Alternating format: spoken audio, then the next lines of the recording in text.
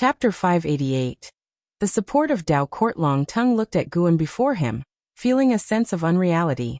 He still remembered the day when the ancestor had raised his hand to suppress the heaven-supporting ancestor on the heaven-repairing platform, an image that was vivid in his mind to this day. Even though he had seen many strong figures with great powers, he could never forget the ancestor. Moreover, the Dharma aspect summoned by Long Qing that day made him feel a strong resemblance to the ancestor. Even though his father hadn't said much, he had always harbored such a guess in his heart. Guan looked at the excited Long Tongue and smiled as he asked, "Not in a hurry to go back? Shall we find a place to sit?" Once Long Tongue left the city, he would quickly be surrounded by troubles. Long Tongue hurriedly responded, No rush at all." He was at a loss, not knowing how to face the ancestor. The man in the blue robe was surprised. It was the first time he had seen Long Tongue lose his composure like this, and he dared not underestimate Guan, simply bowing silently. Then, the three of them walked toward Dao City. There were plenty of places inside the city where they could sit and chat. Eventually, they found an inn, and the three sat down by a window on the 4th floor. After Long Tongue ordered some wine and dishes, he looked expectantly toward Guan. The ancestor had appeared at the Dao Court. It couldn't be just to find him, could it? Even if it wasn't, now that the ancestor had shown himself, he must have something to ask of him. Source: web novel. Com. Updated on Omicron New Omicron. He was self-aware and knew he could not help the ancestor much, but he felt that perhaps his comprehension had attracted the ancestor's attention. Guan began to make small talk with Long Tongue, asking about his experiences over the years, to which Long Tongue faithfully responded one by one. Long Tongue's attitude made the man in the blue robe even more curious about Guan, and when he found an opportunity, he couldn't help but ask, "Senior, what is your relationship with Long Tongue?" Guan smiled and said, "He is my descendant." Upon hearing this, the man in the blue robe suddenly realized, wondering to himself, wasn't the sect leader of the supreme sect the most powerful in the Long family? The sect leader was Long Tongue's father. Could there be an even more powerful ancestor? Long Tongue widened his eyes, extremely excited. Indeed, the ancestor was his ancestor. The fact that the ancestor would acknowledge their relationship excited Long Tongue tremendously, giving him a feeling as if he were dreaming. Guan turned to the man in the blue robe and smiled. "Let's keep our meeting today a secret, and don't mention it to His Majesty either." "You know His Majesty?" the man in the blue robe asked in surprise. Guan picked up his cup and said, "I've known him for over 20,000 years. My name is Guan, you might not have heard of me." "Guan what? You're Guan?" The man in the blue robe suddenly stood up, becoming even more excited than Long Tongue, and just after asking, he regretted it and instinctively looked around. He saw that other cultivators in the inn did not care about their conversation, which made him sigh with relief. He sat down again and respectfully raised his hand to Guan, his hands trembling. Guan smiled and said, "No need for such courtesy. I pay no mind to the worldly rituals of the human world." "Sword Venerable, rest assured, I will not speak of it." The excited man in the blue robe said his name was Li Yu, a descendant of the royal family. Although he was not from Li Zuando's direct line, he was highly regarded by Li Xiandao, so he was aware of the past between Li Xiandao and supporting Dao Sword Venerable. Long Tongue also reassured him, his eyes never daring to leave Guan, afraid that Guan might suddenly disappear. Guan finished his cup in one gulp and continued, "Since meeting is fate, I shall enlighten you both a little." Before Long Tongue and Li Yu could speak, Guan set down his cup, and a powerful Dao intent instantly enveloped the two, plunging them into a trance. Guan's gaze moved toward the window, looking out over Dao City, where the sky was vast and the city splendidly majestic. It had to be said, the Dao Court was indeed extraordinary, having built such a foundation in 20,000 years that was stronger than the ancient Holy Court. For a very long time to come, the Dao Court would play a crucial role. Only when Liya rose to become the strongest in the celestial spirit great world would the Dao Court become a thing of the past. But that was a very distant future. Time swiftly passed. After an indeterminate amount of time, as if waking from a dream, Long Tongue awoke to see Li Yu still sitting beside him in a daze, and the inn server was standing at the table, looking at them nervously. Coming back to his senses, Longtung hurriedly said, "We're fine, you can go down." The innkeeper, although dubious, hurriedly caught the bag of spirit stones that Longtung tossed out and bowed as he took his leave. Longtung looked out the window, his divine sense probing but unable to find Guan. However, a segment of inherited memory popped into his mind. CTH Novelfire. Net website on Google to access chapters of novels early and in the highest quality. Celestial Dragon Reincarnation Dharma Aspect. Longtung's eyes flickered with excitement, filled with gratitude towards Guan. Unlike his father's Celestial Dragon Dharma Aspect, the Celestial Dragon Reincarnation Dharma Aspect summoned his reincarnation body, and what's more, without any cost. This gave him a clear direction for his future cultivation. The path of reincarnation. To wage wars across hundreds, thousands of lifetimes, and to condense the strongest Dharma aspect. Thinking of the Dragon Battle Dharma aspect that his father had summoned, Longtung's heart burned with eagerness. At this moment, Liu also regained consciousness. After a brief moment of astonishment, he excitedly looked at Longtung and said, "Longtung, I've received the inheritance of the sword Venerable, named the Seven Gods' Golden Body. Have you heard of this technique?" Longtung shook his head. "Since it was granted by our ancestor, it must be a remarkable inheritance. What I received was another kind of divine skill. Yes, this Seven Gods' Golden Body is indeed domineering. I feel that if I perfect it, I could be qualified to contend with the heaven's proud sons," Liu said, holding back his joy as he grabbed some wine to calm his emotions. Longtung did not respond further, and instead turned his gaze back to the window. He suddenly grew curious. Why had the ancestor appeared within the Dao Court? Could it be the ancestor was behind the Dao Court? The rapid rise of the Dao Court had always been a puzzling matter for all beings in the celestial spirit great world. If it was the ancestor, that would make sense. Liu continued discussing the power of the Seven Gods' Golden Body, talking incessantly as usual, even without Longtung responding. Elsewhere, Guan had already met Xiaolan, and they were heading back to the cave mansion together. On the way back, Xiaolan spoke of the Ting Master's appreciation for her. She would soon be relocating her cave mansion, and she said she would take Guan with her wherever she went, never to be parted from him.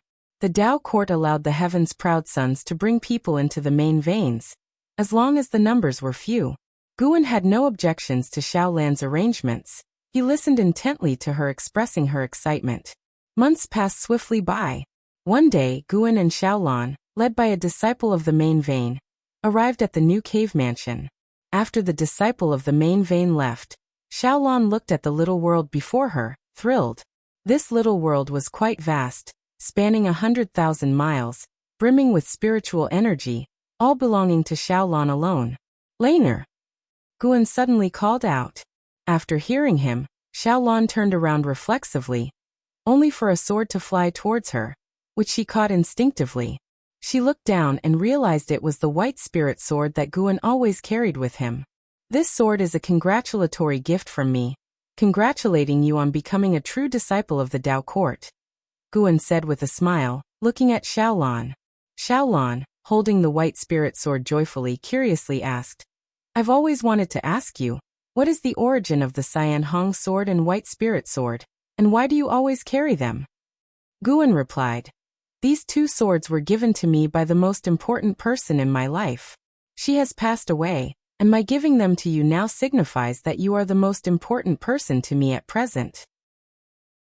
Upon hearing this, Xiaolan felt as sweet as honey in her heart, and she immediately rushed towards Guan, embracing him. Guan shook his head helplessly. How could this girl be more clingy than in her previous life? Always wanting to hug him, touch him. "This sword contains extraordinary power. Don't tell anyone about it," Guan said softly, caressing Xiaolan's head. The white spirit sword was no longer ordinary. Guan had infused a newly forged Dao treasure into it, merging the two. The white spirit sword was now a Dao treasure, containing power enough to overturn the 9 heavens of the immortal Dao. The true meaning of the great Dao within it could aid Xiaolan in her cultivation. Nestled in Guan's arms, Xiaolan nodded. She never doubted Guan, burying her face in his chest. She felt truly blessed. Her immortal path was smooth, and the person she loved most was always by her side. She resolved to cultivate diligently, to protect everything she had. "All right, let's start managing this little world," Guan said, patting Xiaolan's back lightly with a laugh. Reluctant to let go, Xiaolan released her grip on him and took Guan's hand, walking forward as she shared her ideas about how she wanted this little world to look. "If you find any errors, ads pop up, ads redirect, broken links, non-standard content, etc., please let us know. Report so we can fix it as soon as possible." Chapter 589. Breakthrough to Heaven. Opening Daluo. Immortal Realm Perfection. The road to immortal cultivation was long and fraught with obstacles, the ancients said. An immortal dreams for 3,000 years. This saying was validated in today's celestial spirit great world. After stepping into the Nirvana realm, the time scale of cultivators began to lengthen, 100 years as a day, 1,000 years as a dream. For those on the path of immortal Tao, the higher their talent, the faster time passed. After becoming a disciple of the main vein of the Tao court, Xiaolan entered a prolonged period of seclusion. At first, she worried about Guan, fearing that he would pass away during her seclusion. Fortunately, although Guan encountered many setbacks, he always managed to break through. Once Guan successfully achieved nirvana, she completely set her mind at ease and focused on her cultivation.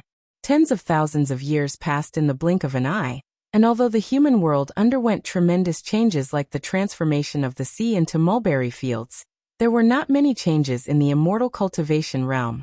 That year, Xiaolan encountered a breakthrough opportunity. Under the protection of the great cultivators of the main vein, she successfully stepped into the wandering immortal realm, while Guan watched from a distance. He marveled at the uniqueness of the new era. Living for 10,000 years to reach wandering immortal realm was rare in the previous era, but in this new one, such geniuses were not few. Blood Prison Great Saint, and an Exian, even reached the heaven and earth flying immortal realm one after another. Tao treasures greatly aided their cultivation. Added with the abundant spiritual energy of the Taoist field of the beginningless, containing the true meaning of the great Tao, their cultivation speed was ever increasing. Especially an Exian, who seemed to be transforming into an Hao. Though Guan felt that he contributed significantly to his disciples' progress, thinking of the past, he still had many reflections. I should also break through a minor realm. Guan watched Xiaolan consolidating her cultivation level at the horizon, and made up his mind. Source: web novel. Com. Updated on Omicron New. He originally wanted to rely on his enlightenment to break through. However, for a heaven-opening Daluo immortal, breaking through a minor realm required much more time than he could imagine. Having thought that, Guan directly switched identities, his original body leaping out of the little world. Among the cultivators protecting Xiaolan, the strongest had reached the Tao Void profound immortal realm. This person did not detect any abnormalities and remained focused on Xiaolan. Guan's original body arrived at a forest in the human world, where he directly performed a lifespan breakthrough. 9 options appeared before him again. Most of the locations were ones he recognized. Guan's gaze fell on Desperate Celestial Tomb. The sins within the Desperate Celestial Tomb had a mysterious cause and effect with him. He originally thought he could learn about it through lifespan reincarnation, but he did not. Let's take another look. Now that his realm was higher, maybe he could understand. Guan immediately chose to teleport to the Desperate Celestial Tomb, consuming 100 billion years of lifespan in the process. After a while, Guan opened his eyes and immediately activated the lifespan barrier. What entered his sight was the desolate scene of the Desperate Celestial Tomb, with colossal and ruined structures stretching all the way to the ends of heaven and earth. The grand palace where the sin resided was far from him, but he could easily see the situation of that palace. The immense door, still slightly ajar, stretched as dark as if leading to the gates of hell. Guan didn't keep staring at that palace. He pulled up the attribute panel. SE of the novel Fire. Net ** website on Google to access chapters of novels early and in the highest quality. Name: Guan. Lifespan: 34, 362/487, 609-219-005. Physique: Primordial Reincarnation Undying Body. Cultivation Level: Late stage of heaven opening Daluo immortal realm.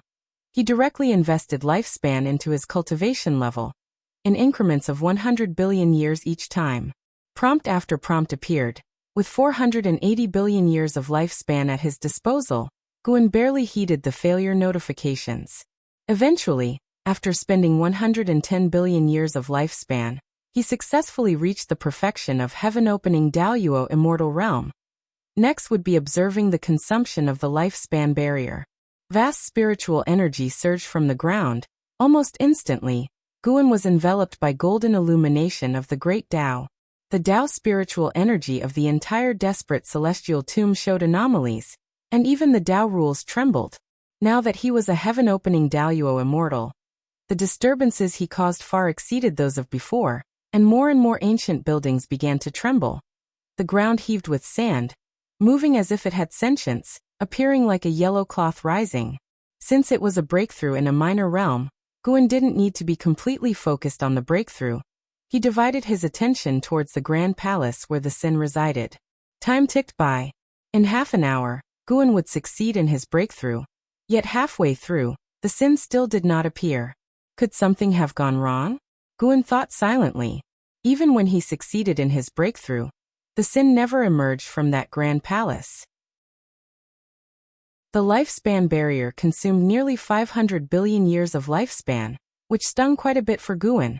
The higher the realm, the greater the lifespan barrier's consumption, and for safety, he activated the lifespan barrier every time he broke through. The reason for this was quite simple.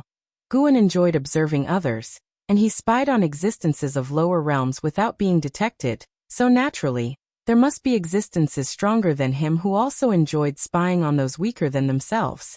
The purpose of the lifespan barrier was to prevent him from being observed while gaining strength. This was crucial. Guan could reach this point today. Those enemies he had defeated found it incredible, and the lifespan barrier played a critical role in this. Guan felt disappointed that he hadn't seen Zue. Although the desperate celestial tomb was constantly showing signs of disturbance, there seemed to be no signs of living beings, not even ghosts or evil spirits. Once Guan's cultivation level had stabilized, he stood up. Before leaving, he covered the entire desperate celestial tomb with his divine sense. Since it was a tomb, something must have been buried here. The grand palace where Zue resided wasn't the most mysterious. At the center of the world, Guan spotted a deep hole over 1,000 miles in diameter, bottomless and swirling with a special Tao spiritual qi. This was the first time Guan, who had begun to understand different Tao, had encountered such Tao spiritual qi. It was eerie, ominous, and sent shivers down one's spine. Even Guan, who had reached the perfection of the heaven-opening Daluo immortal realm, had an intuition not to come into contact with this Tao. He was about to teleport back, when he suddenly sensed movement. Something in the deep hole was rushing towards the surface. As it ascended, the invisible and intangible Tao spiritual qi surged like erupting core fire, unstoppable. The ground began to tremble violently. Guan wasn't panicking. He stood within the lifespan barrier, hidden from detection, but he still prepared to teleport away immediately if needed. With a bang, sand flew upwards from the ground violently, the clouds at the horizon dispersed, and an object burst out of the deep hole, aiming to break through the sky. However, when it reached a certain height, it was stopped by an invisible barrier. Narrowing his eyes, Guan saw that it was a forefinger, dark red throughout, with a tip sharp as a knife, 1,000 feet long, emanating a terrifying aura. The might displayed by this forefinger was not inferior to the early stage of the Taiqing Golden Immortal Realm, but the Tao spiritual qi surrounding it was even more dreadful. After being halted, the forefinger fell down, eventually crashing into a ruined temple, and raising a cloud of dust tens of thousands of feet high. Guan used the lifespan detection on this finger, but found nothing, indicating that it wasn't a living being. He turned his head in another direction. A faint aura emitted from the grand palace where Zue resided. Soon a figure peeked through the door crack. Zue. He still appeared to be just over 10 years old, unchanged from the last time Guan had seen him. Zue Nirvana Realm 0/9999/9999. His age was still 0, his lifespan and maximum lifespan unchanged. Guan grew more curious. What exactly was this state? Under his gaze, Zue took a deep breath, as if bracing himself, and then ran towards the direction where the 1,000-foot forefinger had fallen. The little guy was fast, covering 100 miles in one step, as if blinking across space. Before long, he reached near the 1,000-foot forefinger, slowed his steps and cautiously approached. When he stood before the 1,000-foot forefinger, it was as if facing a giant mountain. He reached out to touch the 1,000-foot forefinger. Guan frowned and subconsciously looked down at his own right forefinger. He actually felt his forefinger being touched. With his high cultivation level, he couldn't be mistaken. Could this 1,000-foot forefinger be his own? As Zue touched the 1,000-foot forefinger, his eyes welled up, and he murmured something in a language not of the celestial spirit great world. As his tears fell on the 1,000-foot forefinger, the bizarre Tao spiritual chi on the finger surged towards him, seemingly wishing to transform him into another kind of creature. Guan's eyebrows furrowed. He felt a strong sense of cause and effect. That was not his finger. It belonged to an old acquaintance, not from his past life but from his reincarnation body. It was Fairy Yaoxian, who he had met in his previous lifespan reincarnation. Fairy Yaoxian, in her attempt to save his reincarnation body, the Emperor of Eternal Life, had fallen into the Tao, condemned to eternal oblivion, her cause and effect hard to trace. If it weren't for the Emperor of Eternal Life using the power of the great cause and effect steel, it would have been impossible to capture even a sliver of Fairy Yaoxian's cause and effect. Through Shenzhen, the Emperor of Eternal Life sent Fairy Yaoxian's cause and effect to Guan, the real persona, which established a causal relationship between Fairy Yaoxian and Guan. This process, too complex to be captured by the naked eye, was nonetheless real. As the relationship between Guan and Shenzhen deepened, his sense of cause and effect connected to Fairy Yaoxian also strengthened. He became increasingly certain that the 1,000-foot forefinger was indeed Fairy Yaoxian's. If so, what was the relationship between Zue and Fairy Yaoxian? Could it be? If you find any errors, ads pop up, ads redirect, broken links, non-standard content, etc., please let us know. Report so we can fix it as soon as possible. Chapter 590: The Origin of the White Spirit Sword. Gu recalled the life of the Emperor of Eternal Life, and indeed, he had a relationship with Fairy Yaoxian. With their cultivation levels, whether they conceived a child depended on their will. He felt that the child was likely the Emperor of Eternal Lives, and that was why he felt some sort of cause and effect relationship with the child. As his cultivation level broke through, this feeling grew even stronger. He continued to watch the child, whose hands were pressed against the 1,000-zhang index finger, weeping softly. The child didn't seem to feel some force entering his body. He was only indulging in venting his emotions. Guan was curious in his heart whether a lifespan breakthrough could teleport someone out. Just as this thought arose, he received an answer. No. This answer inexplicably appeared in his mind, probably a response from the lifespan breakthrough. With the answer, he dared not act rashly. The desperate celestial tomb was not simple. This place was like a sealed land, unable to be exited directly. As time passed, the child stopped crying. He leaned against the finger wall, slowly closed his eyes, and seemed to fall into a deep sleep. Guan began to deduce the child's destiny, but just as before, he couldn't calculate anything. He again looked toward the 1,000-zhang index finger, and continued to deduce. Source: Web novel. Com, updated on N0 New. Guan suddenly made a sound of surprise, and his expression turned grave. This 1,000-zhang index finger would later break out of the desperate celestial tomb, and descend onto the great thousand world. It would bring a great catastrophe to all heavens and myriad realms. Guan saw countless beings fall into evil, and he saw a dark force swallowing up pieces of the great thousand world. He stopped deducing, his brow deeply furrowed. This index finger belonged to Fairy Yaoxian. Relying on it, Guan might be able to find Fairy Yaoxian in the future, but it would bring irreparable disaster to countless beings, meaning Guan could not take it out. After much thought, Guan decided to leave the 1,000-zhang index finger, and the child be for the time being. To prevent himself from wavering, Guan chose to teleport back. This teleportation used another 10 billion years of his lifespan. Now, however, he had reached the perfection of the heaven-opening Daoyuo immortal realm, and just crossing a minor realm had greatly advanced his strength. When he returned to the celestial spirit great world and opened his eyes, the environment around him hadn't changed, but he felt that the celestial spirit great world had weakened. It was so fragile that a single thought from him could shatter this part of the great thousand world. He walked in a direction, ready to enjoy nature and wait for Xiaolan to fully stabilize her cultivation level before returning. The path of cultivation was like a river, with countless cultivators sailing on it. Some people sailed faster, some overtook others, and some capsized, plunging to the riverbed. Guan looked down at the myriad beings of the celestial spirit great world, contemplating the various states of life, a process that helped him understand the essence of the world. The birth of heaven and earth was not difficult for him, but the operation of the rules of heaven and earth contained a deeper level of Tao intent. The heavens and earths were innumerable, yet their operational rules were mostly similar. In the midst of it, perhaps there was an even more transcendent power supporting everything. Guan thought of the mysterious great Tao aura on the thousand-zhang index finger. What kind of great Tao was it, and why was it so peculiar? After breaking through to the wandering immortal realm, Xiaolan was extremely excited and dragged Guan to visit Sage Su and their fellow disciples. S.E. the Novel Fire. Net website on Google to access chapters of novels early and in the highest quality.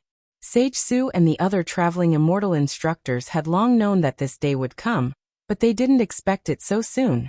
When Xiaolan was in the Qi cultivation realm, Sage Su was already in the wandering immortal realm.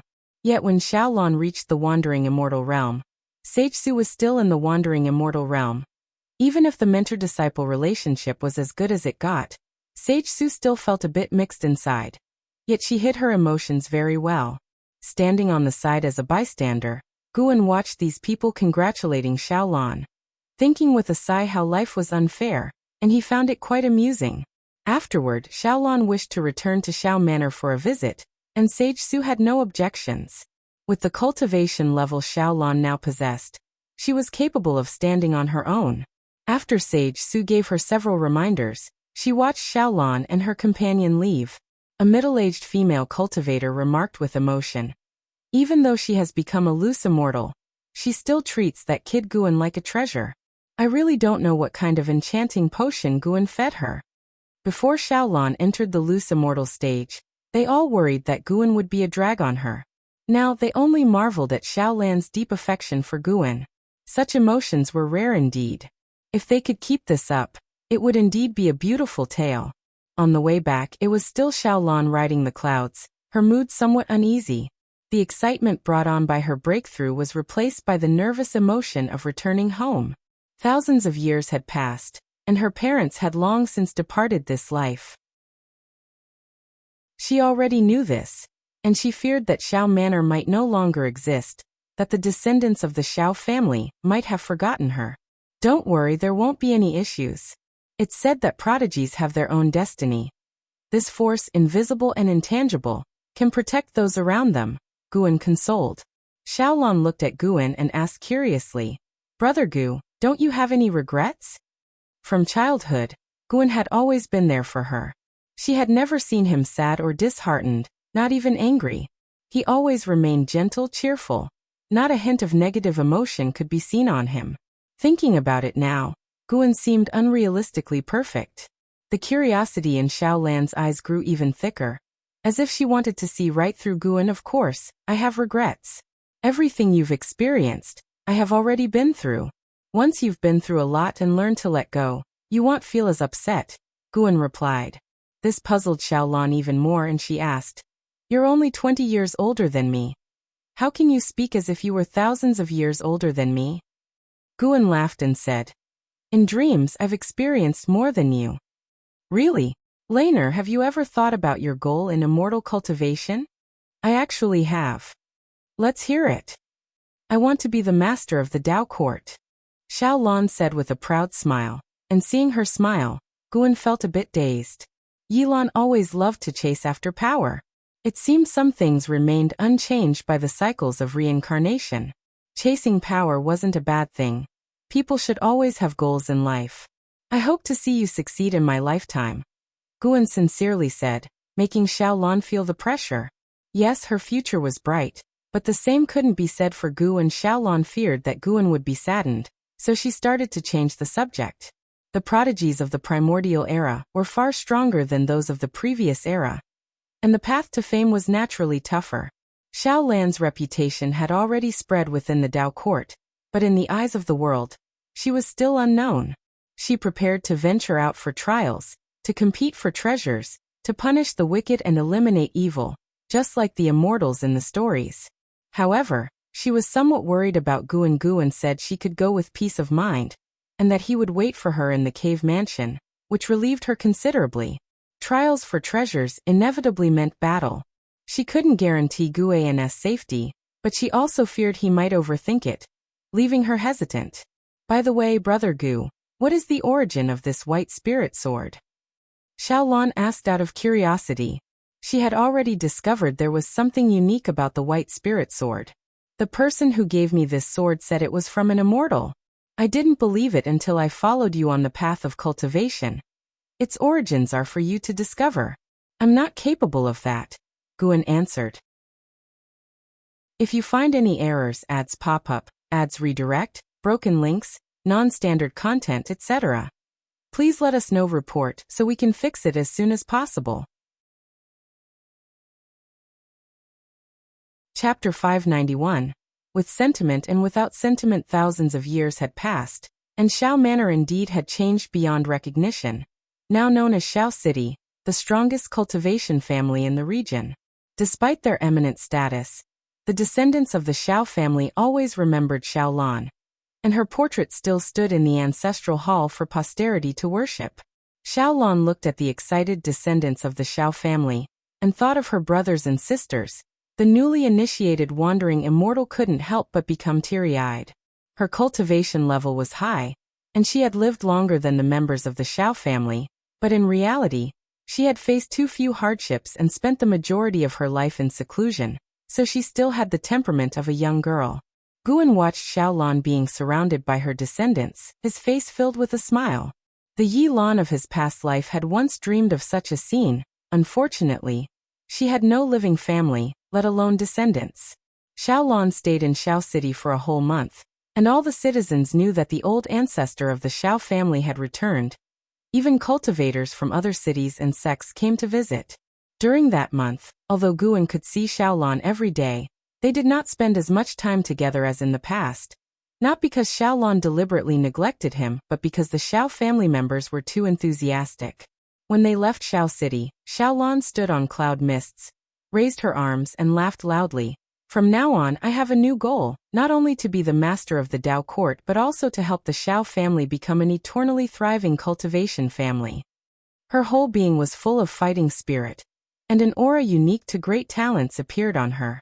As for Xiaolan's lofty ambition, Guan thought it was good, as it was a common human sentiment, just like how he would take care of the supreme sect. Guan also knew his own problems, always saying he would not interfere, yet he couldn't help but take action. Long Tongue was the best example. No matter how high the cultivation level of a Daoist, they would always look after those close to them. Source: Web Novel. Com. Updated on Omicron New. Guan suddenly thought of a question. Is it better for immortal gods to be affectionate or indifferent? Are heavenly Dao and great Dao affectionate? Guan fell into deep thought, while Xiaolan, unaware of what he was thinking, continued to express her lofty ambitions, as if shouting them could make heaven and earth witness her determination. In the Taizong imperial dynasty, inside the great hall of the palace, thousands of civil and military officials stood on both sides, watching a man dressed in gorgeous silver armor approach. This man was Long Tongue, wearing thick silver armor, like a silver dragon wrapped around his body, his helmet adorned with two phoenix wings, and a white cape fluttering as if it had a life of its own. At the front of the steps, Li Xiandao, dressed in emperor's robes, looked at Long Tongue, his face full of prideful smiles. Yang Jian also stood in the hall, dressed in official robes, not like a military leader, and he sized up Long Tongue, nodding slightly. Li Yu, who had accompanied Long Tongue to the Dao court previously, was also present, his expression excited, even waving to Long Tongue. Long Tongue remained calm, walked up to the steps, knelt down, and raised his hand to salute Li Xiandao. Li Xiandao smiled and said, "Rise, your battle achievements have satisfied me." Seeing Long Tongue stand up, an elderly official took out a scroll and began to read. Admiral Long Tongue, who swept through the drowning sea demon domain, beheaded the dark demon emperor, shook the seven seas, enhanced the holy might of Tai Tsong, is hereby bestowed the title of Admiral of Celestial Praise, ranked first grade, to enjoy Tai Tsong's destiny forever, and his divine statue to be listed in the Divine General's mansion. His voice was full of vigor, echoing in the great hall, stirring discussions among the officials. Many were incredulous. They knew the emperor would reward Long Tongue generously, but no one expected such treatment for Long Tongue. First grade nearly second to none. The position of admiral, previously only achieved by Yang Jian. Li Xiandao was very pleased with the official's amazement. He aimed to elevate Long Tongue to the pinnacle, letting everyone in the world know Long Tongue's name. Regardless of jealousy or disdain, Long Tongue was destined to soar. Li Xiandao raised his right hand, and a golden order shaped like a sword descended from the heavens, landing in front of Long Tongue. From now on, you may use this order to command any troops, viewing this order as seeing me personally, and may execute first and report afterwards. Li Zuando's voice echoed like a thunderclap, causing an uproar in the great hall, and even Yang Jian was taken by surprise. Li Yu was stunned, having not expected the emperor to go to such lengths. However, upon considering the relationship between Long Tongue and Guan, he found it reasonable. Although the Tai Tsong imperial dynasty was strong, it was far from contending for supremacy over the world, and only with the support of supporting Dao Sword Venerable could there be hope. "Thank you, Your Majesty." Long Tongue received the order unflinchingly, his words resounding firmly. As he accepted the order, the courtiers all felt that a great change was about to come to the Tai Tsong imperial dynasty, as not only had the emperor favored Long Tongue over the years, but had also promoted other members of the Long family.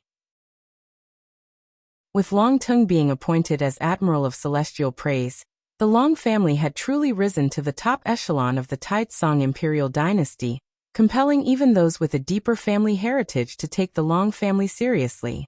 Hiss! A fierce wind swept into the great hall, causing everyone's complexion to drastically change.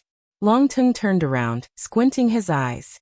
Suddenly, a figure appeared in front of him and pushed forward with a palm. It was Yang Jian. As Yang Jian swung his palm, a tremendous mana erupted, seeming to strike an invisible existence, dispersing into a mist of energy. Slaughter my demon soldiers and still wish to boast? Ridiculous! A cold sneer sounded, and Yang Jian's complexion abruptly changed as a powerful demonic power dispersed his mana, forcing him to retreat. As he retreated, he did not bump into Long Tongue. Instead, he fixed his gaze, but Long Tongue's figure had already disappeared. Li Xiandao on the dragon throne was also compelled to gather his mana, but was still shocked into standing up. Ministers to either side were knocked to the ground, their cries of agony resounding. "Emperor Taitsong, consider this a warning today. Your Admiral of Celestial Praise must die, and I will let my subordinates feast on his flesh." That cold sneer echoed again. The demonic wind in the hall ceased, and Yang Jian also disappeared from the hall, pursuing the source. Li Xiandao stood in front of the dragon throne, his brow furrowed, but he did not panic, his eyes mixed with a hint of unusual color. Long Tongue was bound by an unshakable demonic power, losing his ability to resist. He could not even open his eyes, feeling the world spinning and his divine soul inverting. This sensation lasted a long time, until he was finally thrown to the ground. As the demonic power dissipated, he opened his eyes and found himself lying in a dim underground plaza, which was vast, and in front, there was an altar over 1,000 zhang in diameter with a majestic stone statue standing behind it. A supremely fierce demon whose mere statue emitted an immense oppressive force. Long Tongue turned to look and saw a red cord binding his battle armor, sealing his mana, preventing him from standing up. A figure appeared out of nowhere in front of him. A hawk-headed demon wearing a loose Taoist robe, and as tall as a small mountain. With his back to Long Tongue, the demon faced the statue and said, "Master, I really can't bear it. I can endure the excesses of the Tai Tsong imperial dynasty, But this guy slaughtered my demon soldiers. I must tear him apart personally. SE of the Novel Fire. Net website on Google to access chapters of novels early and in the highest quality. His tone was filled with dissatisfaction. A hoarse voice followed. What is this person's name? Is he related to that existence? The hawk-headed demon snorted coldly. His name is Long Tongue. How could he possibly be related to that existence? Master, you are too cautious. Supporting Dao Sword Venerable has long left the celestial spirit great world. If he were really here, it wouldn't be the Dao court but the supreme sect or the Taitsong imperial dynasty that would unify the world. If you find any errors, ads pop up, ads redirect, broken links, non-standard content, etc., please let us know. Report so we can fix it as soon as possible. Chapter 592. God of the Great Thousand World. The voice of the eagle-headed demon echoed within the underground plaza, but the aged voice he called Master did not immediately respond. Long Tongue heard him mention supporting Dao Sword Venerable, but his expression remained unchanged, and he did not disclose his relationship with the supporting Dao Sword Venerable. The underground plaza fell into silence. The eagle-headed demon turned to look at Long Tongue lying on the ground. His right hand lifted. His palm transformed into an eagle's claw, elongated and sharp, with tips even flickering with a cold light. He looked down at Long Tongue with a cold smile on his face, unable to hide the murderous intent in his eyes. Long Tongue looked up at him, his face still calm, showing no fear. Seeing Long Tongue's composure, the eagle-headed demon's anger flared. His face became ferocious as he raised his claw towards Long Tongue. Wait! The ancient voice suddenly rang out, the fierce demon stone statue exuding tendrils of demon chi, quickly coalescing into a transformed demon. This was an old man, dressed in a black robe made of animal skin, flying in the air like a ghost. His white hair casually draped, covering most of his face, his gaze fixed on Long Tongue with furrowed brows. He is called Long Tongue. What is his relationship with Long Qing, the sect leader of the Supreme Sect? The old man asked. He was unable to foresee the cause and effect involving Long Tongue, which made him uneasy and filled with a strong sense of dread. Sar the Novel Fire. Et website on Google to access chapters of novels early and in the highest quality. He felt a disaster was imminent. The eagle-headed demon turned to look at his master, frowning. Even if he is related to the sect leader of the Supreme Sect, so what?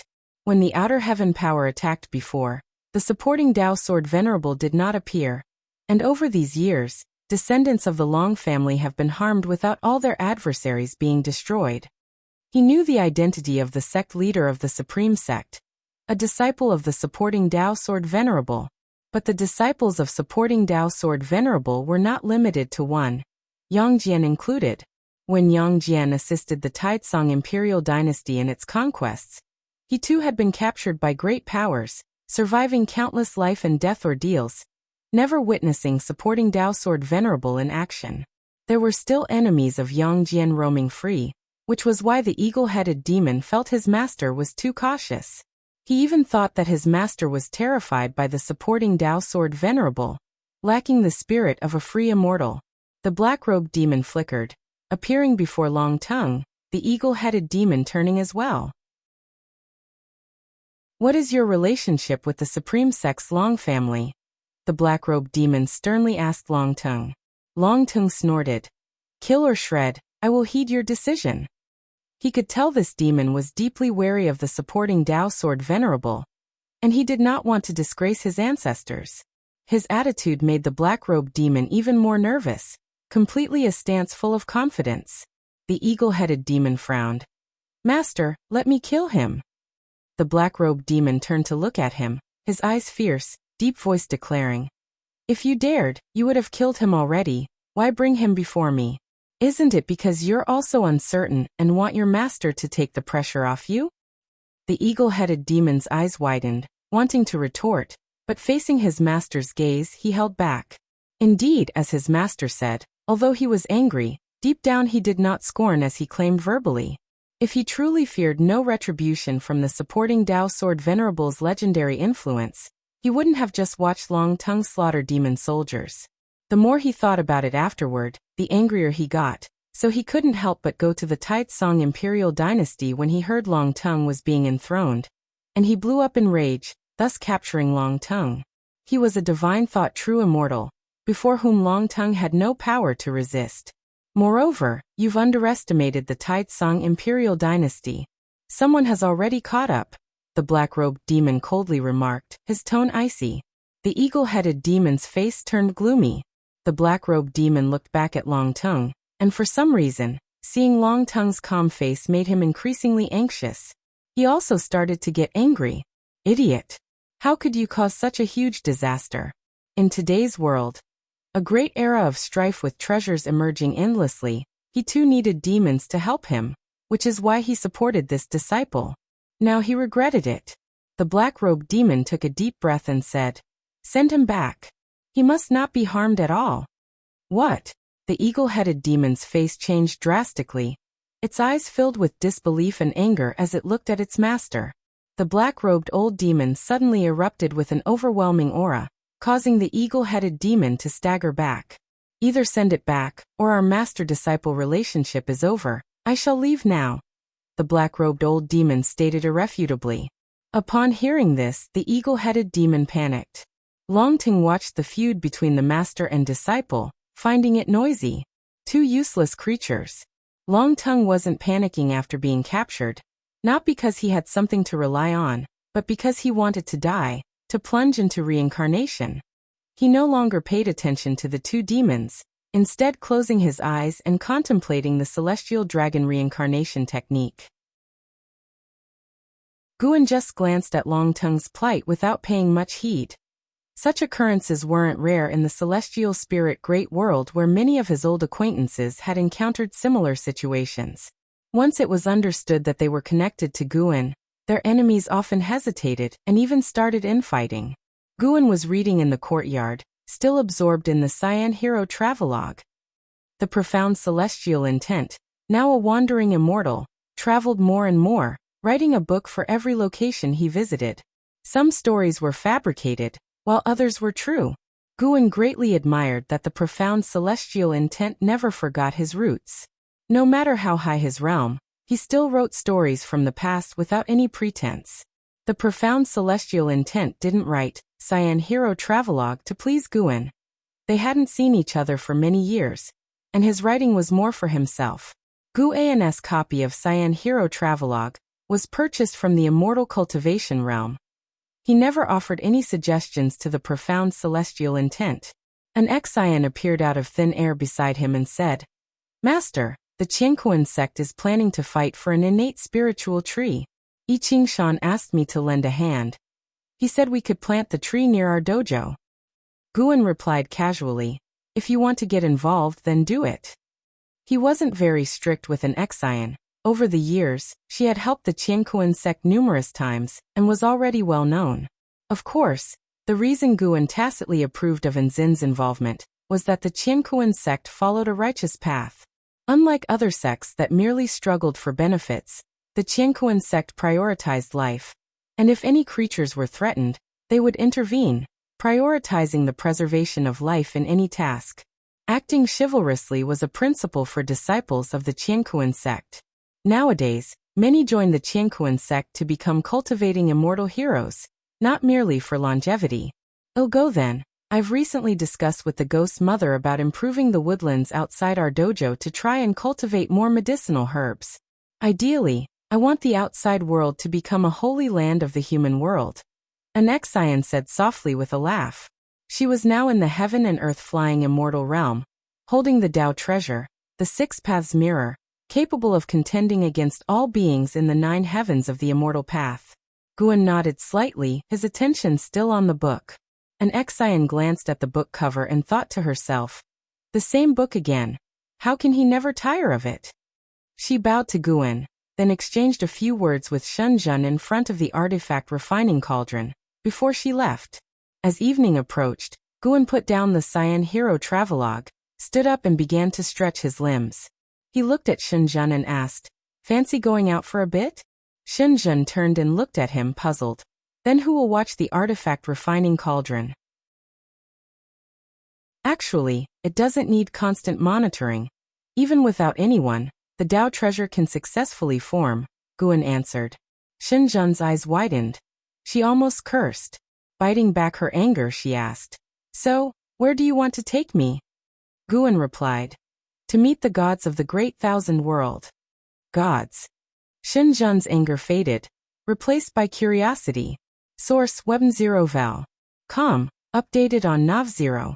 Co. If you find any errors, ads pop up, ads redirect, broken links, non-standard content, etc., please let us know. Report so we can fix it as soon as possible. Chapter 593. The Mischievous Fate. Under the night sky, by the mountainside where the firelight flickered, Bai Sheng, the reincarnation of the celestial spirit god, sat cross-legged before the fire, cultivating energy to heal his wounds. He didn't notice someone watching him from the mountaintop nearby. Is he the celestial god from the great thousand world? Shinjun looked down at Bai Sheng, asking with a face full of curiosity. To her, Bai Sheng appeared quite ordinary, hardly resembling a celestial god. Although Bai Sheng had undergone nirvana, he remained an insignificant figure in the world, and was now facing the greatest ordeal of his life. The most important person to him had been captured by a peerless demon, and was to become the demon consort. The news had spread across the demon lands, and demon kings from all quarters were preparing to offer their congratulations. If he wished to rescue his beloved, he would be up against the entire demon race of the demon lands. His pressure was immense, and without any other option, he had to cultivate alone in the desolate mountains and wilderness. Guan, feeling Bai Sheng's inner turmoil, replied, "He is a reincarnated celestial god. Don't be fooled by his weakness. His soul is the strongest existence in the world." Shinjun wanted to ask how he compared to you, but she felt the question was unnecessary. "He seems very troubled," Shinjun said softly, staring at Bai Sheng. Guan glanced at her and inwardly nodded in approval. Her cultivation level might not be strong, but her perception power was growing as she gained enlightenment. In terms of perceiving the great Tao, Shinjun was certainly the strongest among the dojo's disciples, following a highly unconventional path in her cultivation. Guan briefly narrated the story of Bai Sheng and Su Jin, and the predicament he was currently facing. Su Jin had been captured by a demon of the divine thought true immortal realm, the most powerful being in the land. Had it not been for Su Jin's pleas, Bai Sheng would have already been killed by that demon. During the years of cultivating together, this man and demon had already become soulmates, and Su Jin had saved Bai Sheng countless times. He couldn't imagine how he would live without Su Jin in the future. Especially thinking about the suffering Su Jin might endure, his heart was in agony. After hearing this, Shinjun showed an interested expression. She was no ordinary woman and wasn't moved to tears by the tale of Bai Sheng and Su Jin. She was pondering another question. Why could Su Jin bridge the gap of reincarnation and find the reincarnated celestial god? She had a vague suspicion that Guan was manipulating everything from behind the scenes. "Let's go down and meet him." Guan dropped this remark and started walking down the mountain, with Shinjun following closely. Walking behind Guan, she asked, "Are you going to help him?" The idea of such a powerful celestial god enduring the suffering of reincarnation made Shinjun think of the world-shattering battle before the remaking of heaven and earth. Knowing Guan as she did, it was clear he wasn't trying to mock the celestial god. Rather, he wanted the celestial god to understand the suffering of mortal spirits, and thus become a celestial immortal that all sentient beings aspired to. Since ancient times, countless legends about immortal gods had existed. Yet rarely did genuine immortal gods descend to save the world. For cultivators, immortal gods represented more of an aspirational goal. Cultivators long for the immortal gods, not for the responsibilities they carry, but for the capability of immortality. Walking ahead, Guan said with a soft chuckle, "Helping him is also helping those demons." After all, Bai Sheng was no ordinary man. Once he awakened the will of the celestial spirit god, it would take only a thought to turn those demons to dust. Of course, if Guan aided those demons in suppressing the celestial spirit god, they wouldn't meet such an end. But why would Guan want to help them? To forcefully wed another's beloved was inherently immoral. Shenzhen quickened her pace to walk alongside him, and together they approached Baisheng. With the help of Gu An's mana, Baisheng didn't sense Shenzhen's presence, nor hear their footsteps.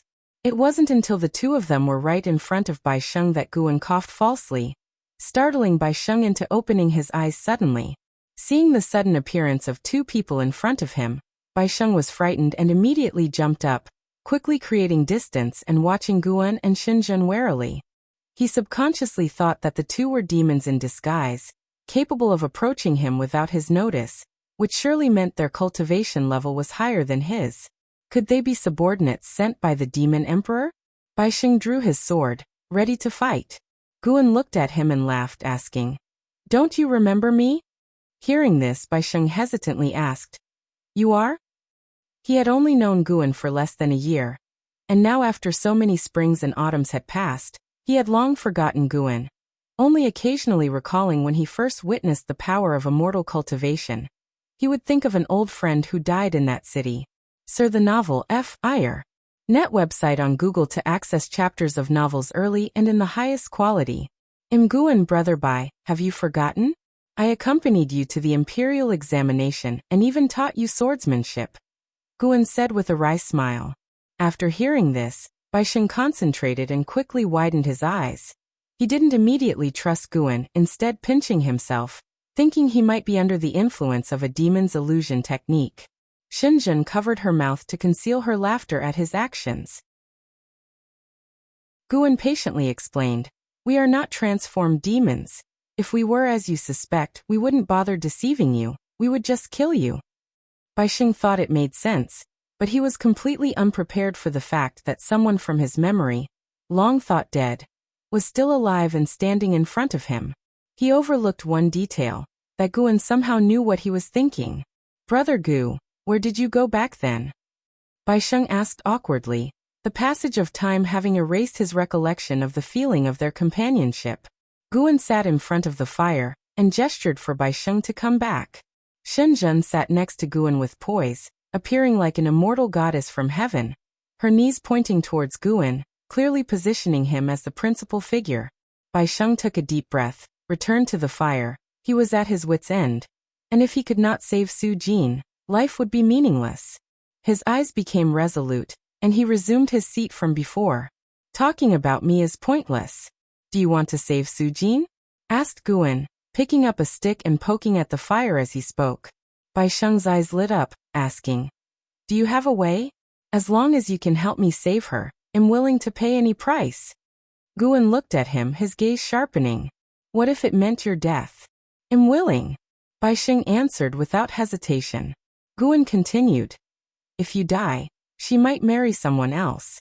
How would that be any different from now? That demon doesn't want to kill her." Baisheng's complexion changed slightly, but he still said through gritted teeth, "It's different. I want her to be able to pursue the happiness she desires, not be coerced.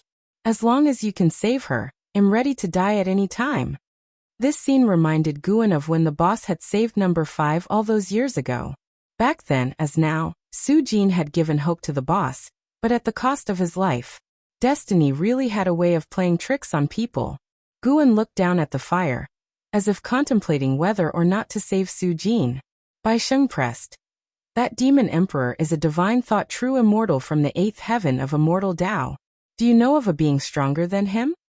He noticed his question made the woman beside Guan laugh again, the corners of her mouth lifting uncontrollably as though she were mocking him. Guan leisurely said, "Don't rush. Let me tell you a story." Baisheng's heart was burning with urgency, hardly in the mood for stories, but before he could refuse, Guan began to speak. "In outer heaven, far in the depths of the universe, there is a gate known as the World Gate, below which resides a deity called the Celestial Spirit God." Outer heaven? God. Baisheng was suddenly captivated, and listened intently to Gu An's continuing tale. Shenzhen was also listening intently, even beginning to imagine such a scene. A towering gate standing in the cosmos, beneath it, a deity. Images began forming in her mind. She even saw other scenes. Source: webn0val.com. Updated on Nav0. Co. If you find any errors, ads pop up, ads redirect, broken links, non-standard content, etc. Please let us know report so we can fix it as soon as possible. Chapter 594. The price of becoming a god. The night was like water, the fires on the hillside illuminating a 30-foot radius. Bai Sheng listened to Guan telling the story of the celestial spirit god, his heart longing, his face full of disbelief. There were such beings beyond the heavens. The resolute, almost invincible celestial spirit god filled Bai Sheng with admiration. Even the strongest gods have desires, said Guan with a sigh. For the sake of the ultimate treasure, he decided to destroy the great thousand world, and for that he paid a painful price, cast into reincarnation by a greater power, to undergo the suffering of mortal spirits. Listening to this, Bai Sheng's thoughts churned dramatically. He couldn't help but ask, "So, you know who the celestial spirit god reincarnated into? Can you have him help me?" In his eyes, the 9 heavens of the immortal path was the pinnacle of immortal cultivation. The great demon who had reached the 8th heaven was already unparalleled. So surely the celestial spirit god must be of the 9th heaven cultivation level. Why would Guan bring up the celestial spirit god for no reason? He must have a way to find the celestial spirit god. Faced with Bai Sheng's eager gaze, Guan replied, "I do indeed know where he is, and if he takes action, he will surely be able to deal with that demon emperor. But what? But celestial gods are only bound by the heavenly Tao. No one knows what he thinks. Reviving him might bring catastrophe to the entire world." Hearing this, Bai Sheng fell silent. He felt that Su Jin was most important, but to gamble the freedom of all living beings on Su Jin's freedom was far too selfish. Search * the novel, F.I.R. Net website on Google to access chapters of novels early and in the highest quality. He admitted he was no great philanthropist. He could be selfish, but he could not hurt innocent people. Xin Zhen watched Bai Sheng caught in his dilemma, finding it amusing, wondering whether Bai Sheng's feelings for Su Jin would change after he had restored the will of the celestial spirit god. Bai Sheng gritted his teeth and asked, "Is there no other way? The lives of all living beings, including me, including Su Jin, and including all of you. If saving them requires such a cost, it's meaningless." Guan said with profound meaning, "Of course there is, and that is for you to convince the celestial spirit god to change his views, to become the god that all living beings want." "How could I possibly do that?" Bai Sheng asked with a frown. Upon entering the immortal cultivation realm, he felt his own mediocrity. There were far too many people in this world with far greater talent than him. He had only come this far by the help of Su Jin. Could someone like him persuade a celestial god? He didn't see himself as the protagonist of a story. He looked at Guan, anxiously awaiting an answer, but Guan didn't respond, just staring at him with a smile that wasn't quite a smile, which confused him even more. Suddenly, Bai Sheng had a thought, his face turned pale, and his eyes widened. His body began to tremble. Could I be the reincarnation of the celestial spirit god? Bai Sheng struggled with the turmoil in his heart, and asked cautiously. Guan met his gaze and said, "If you become him, Su Jin will not be as important in your heart, but your will could make him help you save Su Jin." At those words, Bai Sheng's face darkened. "Don't worry, you still have time to choose. The long night stretches before us. Why not think about this life?" As Guan spoke, he raised his hand, and a plump chicken, plucked clean of feathers, appeared in his hand, and he began to roast the chicken.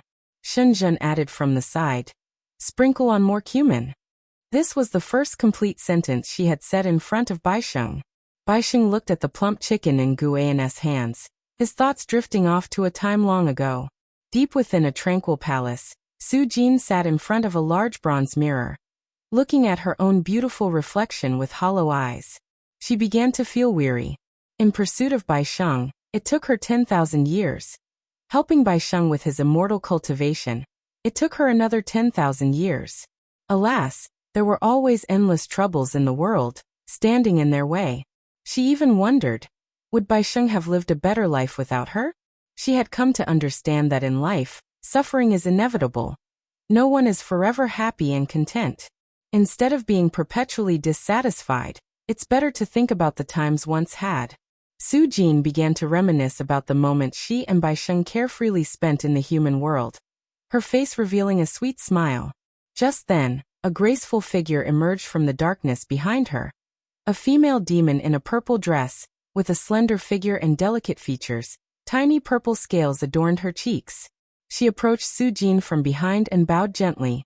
"My lady, it's said that the Demon Emperor has invited the Demon Emperor from the human world as a guest. This grand marriage is no small matter. It will be a moment for the Demon Emperor to demonstrate his influence to the entire demon race, and your fame will spread throughout the world." The purple-dressed female demon spoke softly, her voice filled with admiration and longing. Su Jin replied calmly, "It seems the Emperor has even bigger ambitions. Yes, there are countless demon emperors and demon kings in this world. The human race has the Dao court to unite all, but the demon race doesn't have an absolute ruler yet. The Emperor wants to become such an existence," continued the purple-dressed female. Su Jin remained silent, listening to her talk about the affairs of the demon race. She felt a pang of emotion inside. Indeed, the world was so vast. To have managed so many years of joy with Bai Sheng was already extraordinary. How many loving couples could stay together for so long? She knew Bai Sheng would come to rescue her again, but he wouldn't be able to take her away. The only way to save him was to let go of their love. Su Jin's gaze gradually became cold.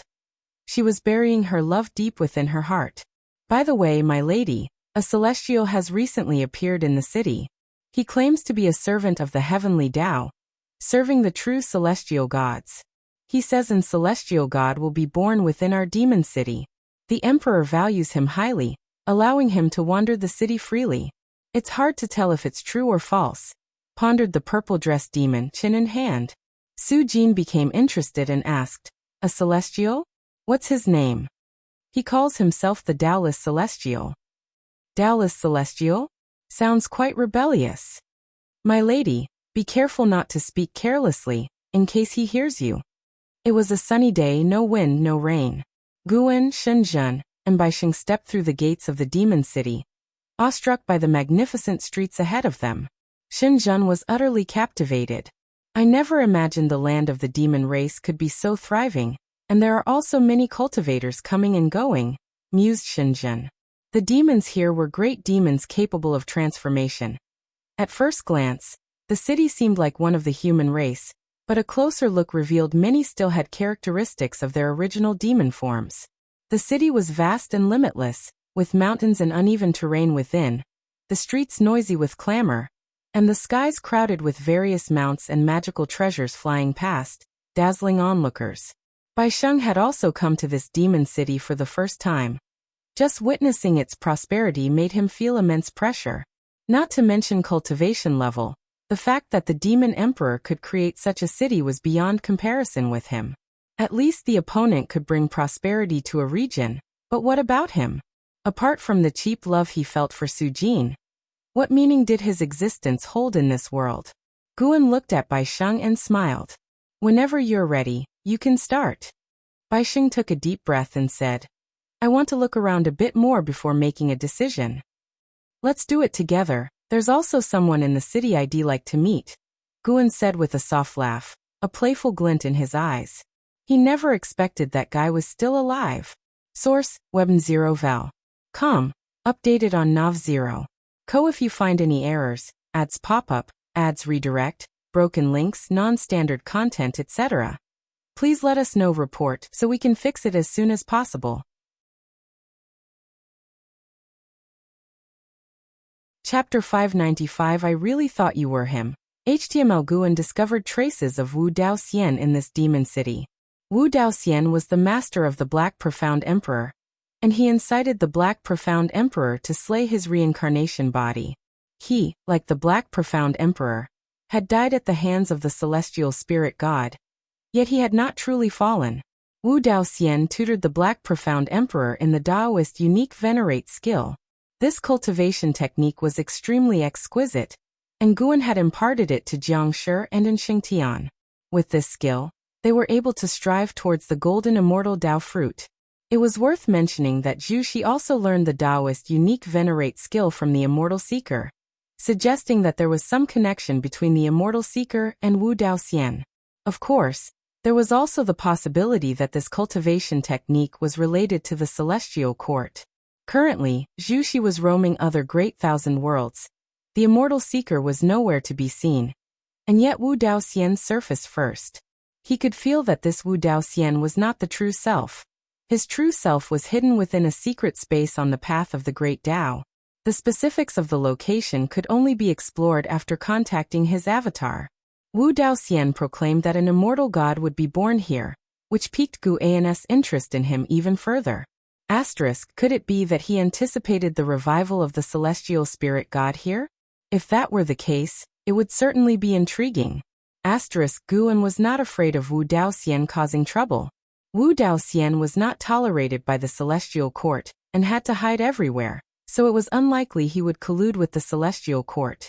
As for what sort of backing Wu Daoxian had, Guan was also quite interested. Baixing did not mind Gu An's proposal. He walked ahead first, indifferent to the person Guan wanted to meet, as his mind was solely on Su Jin. Shenzhen and Guan followed behind him. Shenzhen used the sound transmission technique to ask, "He's so absent-minded, could he be willing to give up Su Jin?" "We'll know the answer today." Guan replied using the sound transmission technique. He looked at Baisheng's back and felt deeply moved. It wasn't Baisheng and Su Jin's relationship that moved him, but his brotherhood with Baisheng. He somewhat missed the days of exploring mountains and waters, and drinking joyously with Baisheng. Baisheng did not know he was the supporting Dao Sword Venerable, treated him with less reverence, and had no ulterior motives. They had a sense of kindred spirits. Sadly, times change, and Baisheng had lost his carefree nature and had long forgotten him. Over 30,000 years had passed. Now the only one he could chat freely with was Shenzhen. Perhaps the loss of such companionship was the price of power. As Guan was sighing over the changes brought by time, the demon city grew increasingly lively. A strong wind swept through, startling the demons and cultivators on the streets as they looked up, only to see a large fish with black wings flying over the city walls and heading towards the distance. Its wingspan spanned thousands of feet, blocking out the sky and plunging the street where Guan and his companions stood into darkness.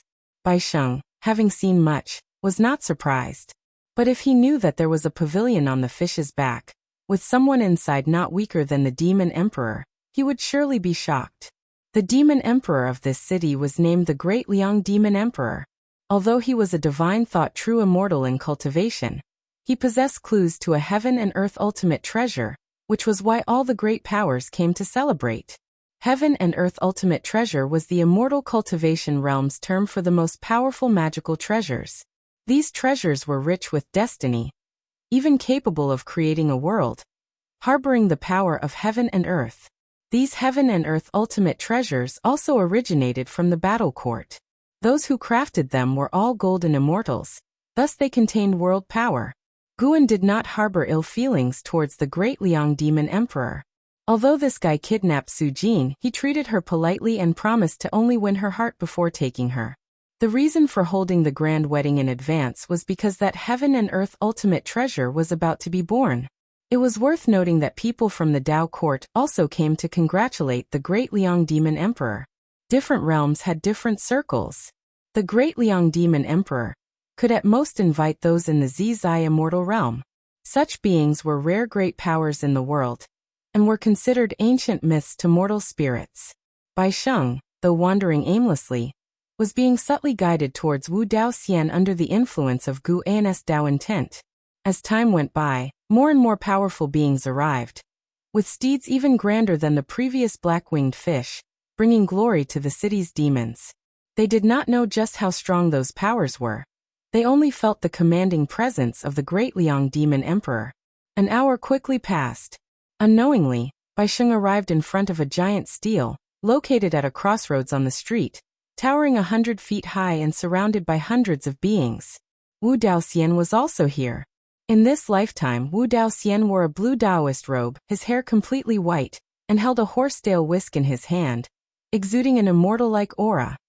He held the whisk in one hand and stroked his beard with the other, seemingly deep in thought. Guan walked directly towards him, brushing past Bai Sheng. Following close behind, Shen Zhen's steps made Bai Sheng subconsciously follow suit. This stele seems to contain some profound meaning. Guan approached Wu Daoxian and spoke softly. Wu Daoxian glanced at him, initially dismissive, but upon seeing him, Wu Daoxian's expression suddenly changed. Fire. Net website on Google to access chapters of novels early and in the highest quality. Wu Daoxian scrutinized Guan, asking, "What? Did you see something?" To him, Guan appeared to be merely a celestial and earthly immortal, but Guan's features seemed familiar. Why did he resemble that rebellious disciple of mine from before? Guan looked at Shenzhen and asked with a smile. Did you see anything? Upon hearing the question, Shenzhen began to seriously examine the 100-foot-tall stele in front. Wu Daoxian kept his gaze on Guan, his eyes sharp, seemingly wanting to see through him. Bai Sheng stood at the back, inspecting Wu Daoxian. He had seen many Taoists like Wu Daoxian before, but he could feel that Wu Daoxian had a certain hostility towards Guan. I see a giant red tortoise. This stele is a piece of its shell. Shenzhen suddenly spoke, causing Wu Daoxian to shift his gaze to her, eyes filled with surprise. This woman can actually see through it? Shenzhen continued to observe intently. She frowned and said, the red tortoise is still alive, seeking to find this fragment of its shell. Wu Daoxian became interested in her and asked with a smile. This young lady is remarkable, seeing the cause and effect from outer heaven. May I ask whose tutelage you are under? Shenzhen snapped back to reality and did not answer Wu Daoxian. Instead, she looked towards Guan, giving an answer with her eyes. Wu Daoxian turned his attention back to Guan and sighed. Young brother, you bear a strong resemblance to a certain disciple of mine. Were it not for seeing with my own eyes his soul scattered, I might have thought you were him. His eyes showed a trace of nostalgia, as if reminiscing about that disciple. Bai Sheng, hearing this, breathed a silent sigh of relief. It didn't sound like a vendetta. Although unsure of how strong Guan was, he sensed that Wu Daoxian's Dao practice was unfathomable. Such a man was not to be provoked. Guan nodded and said, You also resemble a master of mine. Were it not for seeing with my own eyes his beheading, I might have thought you were him. With these words, Wu Daoxian's pupils shrank suddenly. Almost instantly he lifted his right hand. Shenzhen and Bai Sheng were unable to react in time. However, Guan's movement was quicker. Slap! Guan's right hand landed on Wu Daoxian's shoulder, and with this pat, his mana dissipated instantly, his eyes widening. Source: Webn0vel.com. Updated on Nav0. Co. If you find any errors, ads pop up, ads redirect, broken links, non-standard content, etc. Please let us know. Report so we can fix it as soon as possible. Chapter 596 Innate Immortal Gods. Guan stared at Wu Dao Immortal, his eyes full of shock and anger. Because it wasn't his real body, he didn't despair. He stared intently at Guan and said in a deep voice, I didn't expect you to still be alive. Guan pressed on him, saying, I didn't expect you to be alive either. Shenzhen and Bai Sheng sensed something was wrong and became vigilant. Wu Dao Immortal asked coldly, Did you come specifically to find me, or for him? Guan smiled and said, He has already arrived, right before your eyes. Hearing this, Wu Dao Immortal was stunned for a moment and subconsciously looked towards Shenzhen. Could it be that Shenzhen, with such low cultivation level, was a reincarnation of the celestial spirit god? Although Shenzhen was female, Wu Dao Immortal, who had seen and known much, found the notion of a man reincarnating as a woman not strange at all. Guan shook his head and turned to glance at Bai Sheng, saying, The god who slew me back then is him. Wu Dao Immortal couldn't help but look towards Bai Sheng, his eyebrows tightly furrowed. In his eyes, Bai Sheng seemed so mediocre. Bai Sheng was also stunned. He subconsciously looked at Guan. Had Guan died at his hands in a previous life? Wasn't that a deep grudge and great hatred? In such circumstances, why would Guan want to help him? Shenzhen had not expected Guan to have such a past either, and inwardly sighed that indeed, behind invincibility was a difficult path. Wu Dao Immortal fell into silence. more concerned with what Guan wanted to do than the reincarnation of the celestial spirit god. This body was still too weak, unable to resist this young man's suppression. Wu Dao Immortal was annoyed. Thinking of many years of grievances, his anger uncontrollably rising. Once he had placed great expectations on the Black Profound Emperor, but unfortunately, the Black Profound Emperor resisted him, and even caused him to be executed by the celestial spirit god, and his real Bodis injuries hadn't fully recovered to this day. Guan saw through what he was thinking and said, "Let's watch a good show together next." As his words fell, Guan withdrew his hand, but Wu Dao Immortal felt his chi power being sealed within his body. He was now like a mortal, utterly powerless. Wu Dao Immortal knew he couldn't escape, so he didn't act rashly.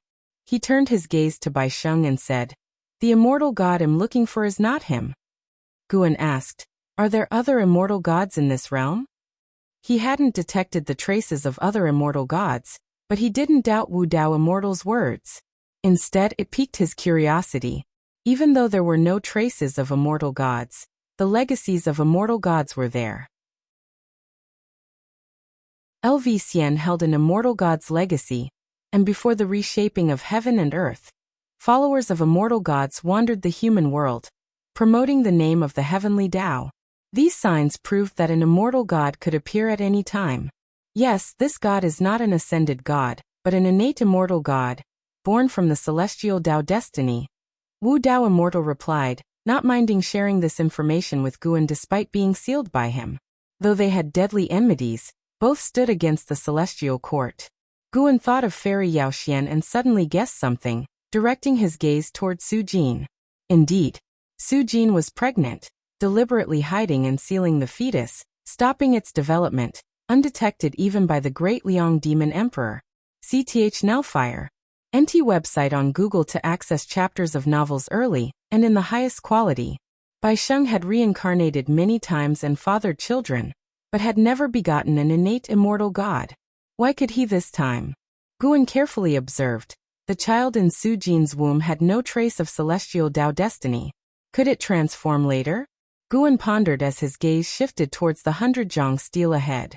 He began to chat idly with Wu Daoxian, discussing the heavens and earth and the origins of the stele. Bai Sheng noticed that those around them showed no reaction, as if they hadn't heard the conversation about the immortal gods. He realized he had embroiled himself in great trouble. Yet he was prepared to face death if only it could save Su Jin. Past lives, destinies, he didn't believe in any of it. He was him. He was not a god, and should he become one, the godhead turn into would surely not be ruled by his current will.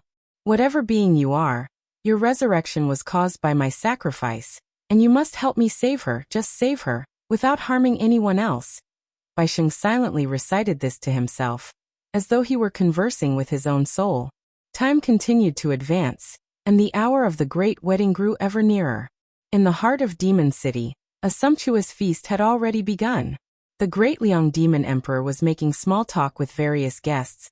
Female demons danced and sang, and various spirit fruits and spiritual wine were presented, making everything appear luxuriously lively. Although Bai Sheng couldn't see the details of the grand wedding, listening to conversations of passers-by made him increasingly anxious. Within Demon City, his divine sense met obstacles everywhere, forcing him into wild speculations. He frequently glanced at Guan, who was steadily chatting with Wu Daoxian, oblivious to the matter of him becoming the celestial spirit god. This only heightened his unease and anxiety. Today is the great wedding day of the great Liang Demon Emperor and his beloved Su Jin. I thank all who have come to support this event.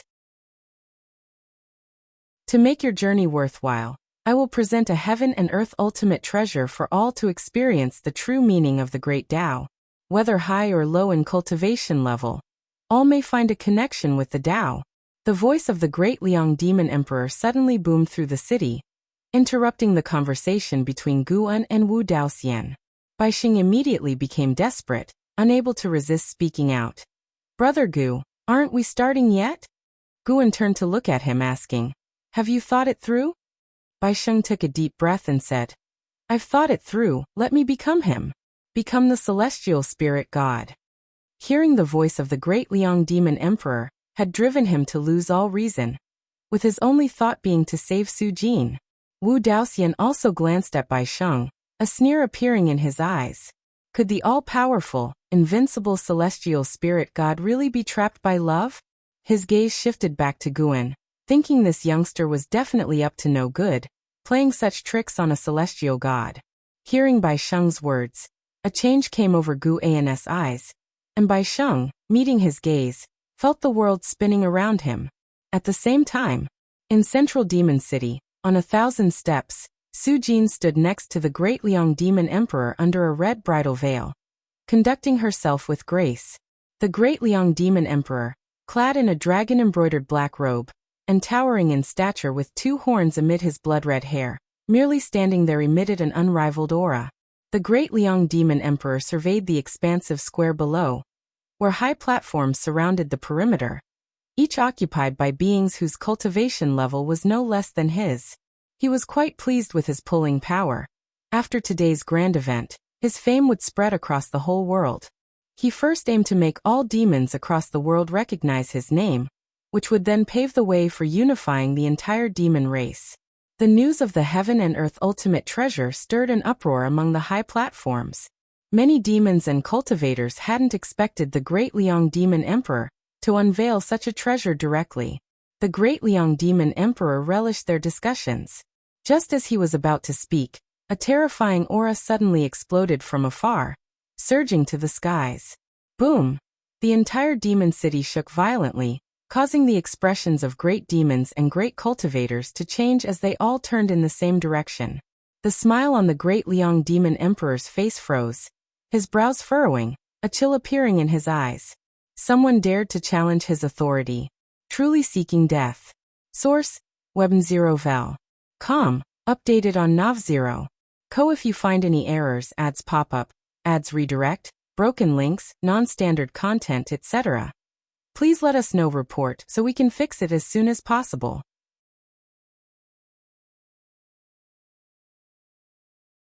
Chapter 597. Go meet God at the 100-yard steel. Hundreds of cultivators and demons looked towards Bai Sheng in shock. Bai Sheng's body burst forth with dazzling white light, his chi force like flames, his robes fluttering intensely, the light masking his features, making him appear quite divine and full of oppressiveness. Shen Zhen's cheeks fluttered with her hair, her eyes widened, looking at Bai Sheng in surprise. Although she had known before coming that Bai Sheng would transform into a celestial spirit god, actually witnessing this scene still surprised her. She could feel Bai Sheng's soul transforming. A power that made her Dao heart tremble surged forth, unstoppable.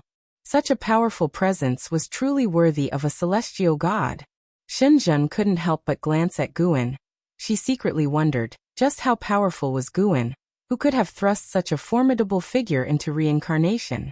Fellow Taoist Wu Dao was also surprised. He could tell that the celestial spirit god hadn't entered reincarnation willingly. Thinking back to 20,000 years ago, when the Great Thousand World underwent reconstruction, the celestial spirit god disappeared. Could it have been the Black Profound Emperor's doing? He looked towards Guan, filled with confusion. How exactly did this boy manage it? Bai Sheng, who was recovering his cultivation level, slowly floated upwards, attracting more and more beings to gaze at him. Figures appeared atop the buildings in all directions. Those were demon soldiers of the great Liang Demon Emperor, none with small cultivation levels, but upon seeing Bai Sheng, each showed a face full of fear. As Bai Sheng's aura grew stronger, powerful figures continuously appeared in the sky. On the steps above, Su Jin couldn't help but lift her veil. Her makeup exquisite, as beautiful as an immortal in a painting, her eyebrows furrowed. For some reason, this momentum felt vaguely familiar to her. She tried to remember, but couldn't recall where, and when she had felt such an aura before. "My beloved, don't panic, I will return momentarily," said the great Liang Demon Emperor in a low voice. Though his face didn't appear as calm as he felt inside, because that mysterious aura was rising too quickly, so much so that he couldn't remain seated. Just after speaking, he vanished from the spot. Su Jin still looked towards the sky where the aura soared, her pupils suddenly widening. She seemed to think of something. Boom! A gust of fierce wind came howling, making Su Jin's dress flutter violently. Time seemed to freeze. She instinctively glanced over, and saw a figure glowing with intense light standing next to her. In this figure's hand held a demon, the Great Liang Demon Emperor. The Great Liang Demon Emperor was held by the throat by the glowing figure's right hand, lifted into the air, unable to break free, his face showing pain and anger. Su Jin's heart churned wildly, too late to think. The Great Liang Demon Emperor had just flown out and was captured. Even after living more than 20,000 years, she was stunned at that moment. Outrageous! A roaring shout shook heaven and earth. A great power cultivator from the Zizai immortal realm appeared next to the Great Liang Demon Emperor, wanting to rescue him. Accompanied by a deafening explosion, this great power cultivator was knocked back away, smashing through a palace and further buildings, disappearing into the distance. The glow on Su Jin's face faded. She gradually saw the true face of the person next to her, and she couldn't help but widen her eyes. This person was Baisheng. Baisheng looked no different from before, only his hair was disheveled and fluttering in the wind. His expression was so indifferent, his gaze towards the Great Liang Demon Emperor, as if looking at a dead man. How is this possible? The Great Liang Demon Emperor spoke with a trembling voice, his tone filled with shock. He naturally recognized Baisheng. When Su Jin had pleaded for Baisheng before, Baisheng seemed no different than an insect in his eyes. Had it only been so long? Search *the novel_fire. @ website on Google to access chapters of novels early and in the highest quality. Baisheng had actually rendered him unable to resist. He even felt that if Baisheng exerted force he would shatter. He had never felt such a terrifying sensation before. His heart was extremely fearful. Su Jin gazed at the indifferent Baisheng, murmuring to herself. At this moment, Baisheng was no longer Baisheng, but the celestial spirit god. The celestial spirit god glanced at her, furrowing his brow, the coldness in his eyes making Su Jin's heart ache deeply. More and more mighty figures appeared around. They were not aligned with the Great Liang Demon Emperor, but were there for the heaven and earth ultimate treasure. Who might you be? The heaven and earth ultimate treasure has not yet appeared. So why are you fellow Taoists in such a rush to act? Who is this person? I have never seen him before. Such aura has already surpassed the 9 heavens of the immortal path, and it is still rising. I feel like he is not here for the heaven and earth ultimate treasure. It's like he has just awakened from reincarnation tribulation. As each powerful being took out their magical treasures, the entire demon city trembled non-stop, with stones even flying around, and dark clouds gradually gathering in the sky, darkening the demon city. The celestial spirit god ignored the discussions around him, slightly tilting his head, and looking towards the distance with the corner of his eye. He had already spotted Guan and Wu Dao immortal. He knew he couldn't escape, still being under control. He didn't feel the urge to seek revenge on Guan. He was savoring the experiences of this lifetime. In fact, he was still Baisheng, feeling as though he had personally lived this life, just that his mindset had reverted to that of the celestial spirit god, a subtle feeling, yet not discordant at all. Su Jin mustered up her courage and asked again, "What exactly?" "I have already awakened the primordial will. What you faced before was me in the midst of reincarnation. He sacrificed himself hoping I would act to save you." The celestial spirit god cut off her words, saying indifferently with no emotional fluctuation in his voice. After listening, Su Jin's beautiful eyes widened, her mind thrown into disarray. The Great Liang Demon Emperor felt even more terrified after hearing this, as he was well aware of the concept of reincarnation, sinking his heart into despair. With his enmity with Baisheng, he feared that the other party wouldn't let him go. The Great Liang Demon Emperor closed his eyes, bracing himself for death. Just then, he suddenly felt the grip on his neck release. He instinctively opened his eyes, meeting the indifferent gaze of the celestial spirit god, causing him to tremble. He didn't dare turn and run, for he had already felt the vast difference in cultivation level between them. For eternity, you shall not come across her again, otherwise, you will never transcend this cycle. No existence in this world can help you. The voice of the celestial spirit god reached the ears of the Great Liang Demon Emperor, turning his face pale. As the celestial spirit god turned to look at Su Jin, the Great Liang Demon Emperor was so frightened that he immediately fled. As he fled, the celestial gods watching from the sky also began to waver and eventually chased after him. They hadn't forgotten the purpose of their trip. It was the heaven and earth ultimate treasure that they sought. As the sky filled with great power cultivators and demons departing, a strong wind stirred, blowing through the garments of Sujin and the celestial spirit god. The celestial spirit god slowly lifted his chin, looking down on Sujin and said, "Stop looking at me with those eyes. You are merely a trial I encountered in my reincarnations. You shouldn't chase after me. Perhaps you aren't even aware that you're being manipulated like a pawn, and any connection between us is false." Sujin's eyes filled with tears. She gritted her teeth and asked, "Even the feelings we had when we were in love, were those false too?" The celestial spirit god frowned. "In face of the great Tao, all emotions are false, now scram." He turned away, looking in the direction where Guan was. Sujin wanted to say more, but the celestial spirit god slapped her abdomen with the back of his hand, sending her flying towards the horizon, quickly disappearing from sight. The entire demon city had descended into chaos. Countless demons took to the skies to see what exactly had happened. Many also fled in panic. Guan, Shenzhen, and Wu Dao Immortal saw the figures around them swiftly dispersing. "Let's go, it's time to see the god," Guan said softly with a smile, then stepped towards the sky, Shenzhen and Wu Dao Immortal following behind. Wu Dao Immortal found himself unable to move, only capable of following Guan flying towards the celestial spirit god. From a distance, as his gaze landed on the celestial spirit god, his face turned unnatural, his head involuntarily twitching. If you find any errors, ads pop up, ads redirect, broken links, non-standard content, etc., please let us know. Report so we can fix it as soon as possible.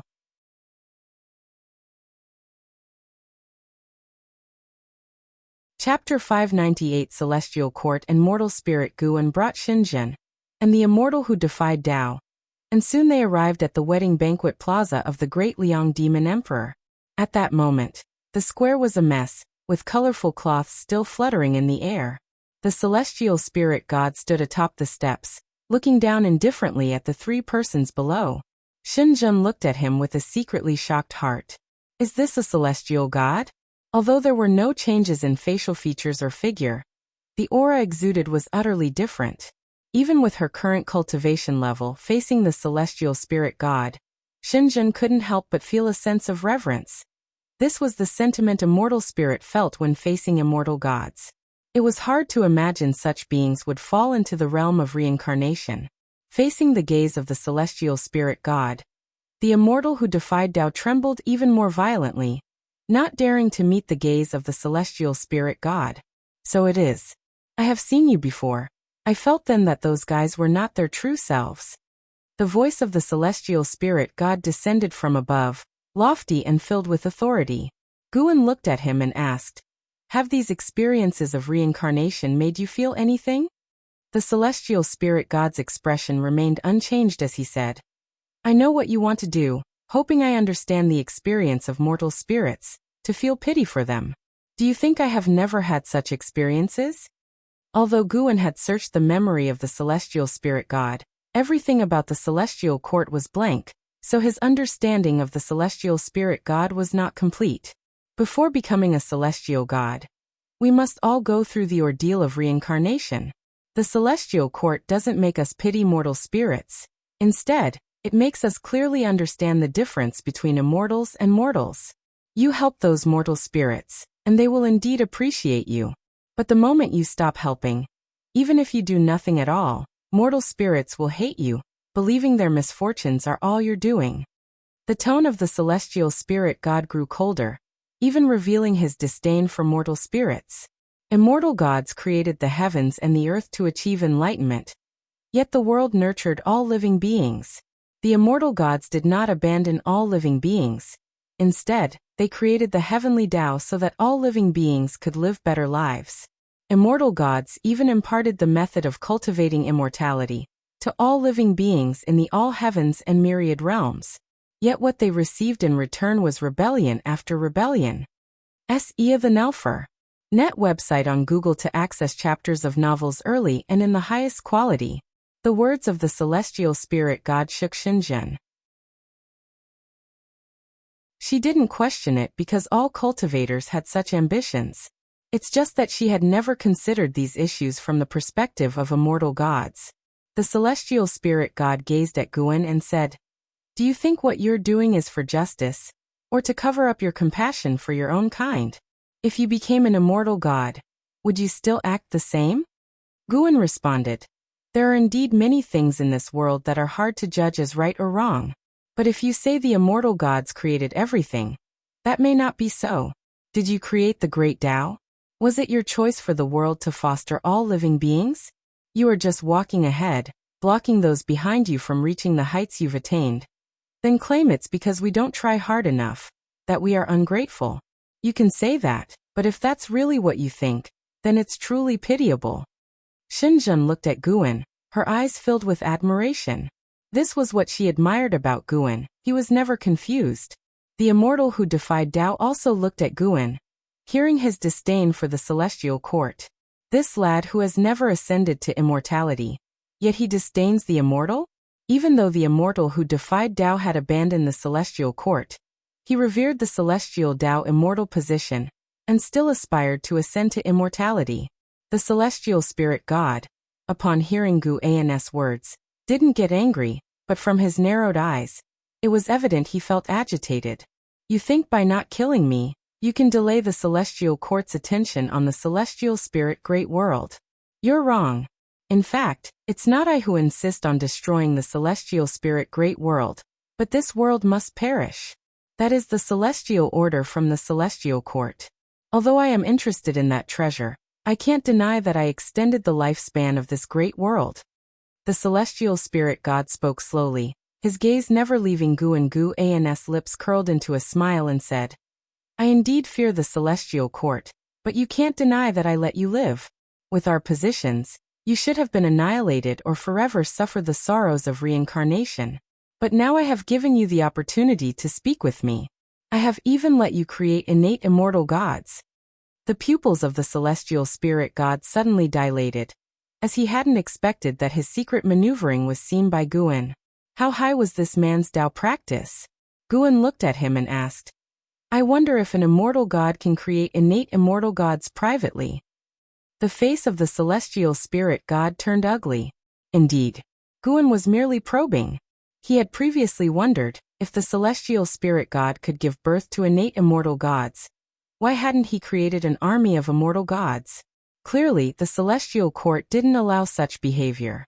To become an immortal god of the celestial court, while one could achieve longevity and immortality, one would also lose a lot, especially freedom. You turned your children into immortal gods, probably not to take revenge on me, but to evade the reckoning of the celestial court. Guan continued, and the immortal who defied Tao beside him opened his mouth, intending to remind Guan, but seeing him so confident, he could only hold back his palpitations. In fact, the entire demon city was already enveloped by Guan's Tao intent. There was no fear of leaking anything.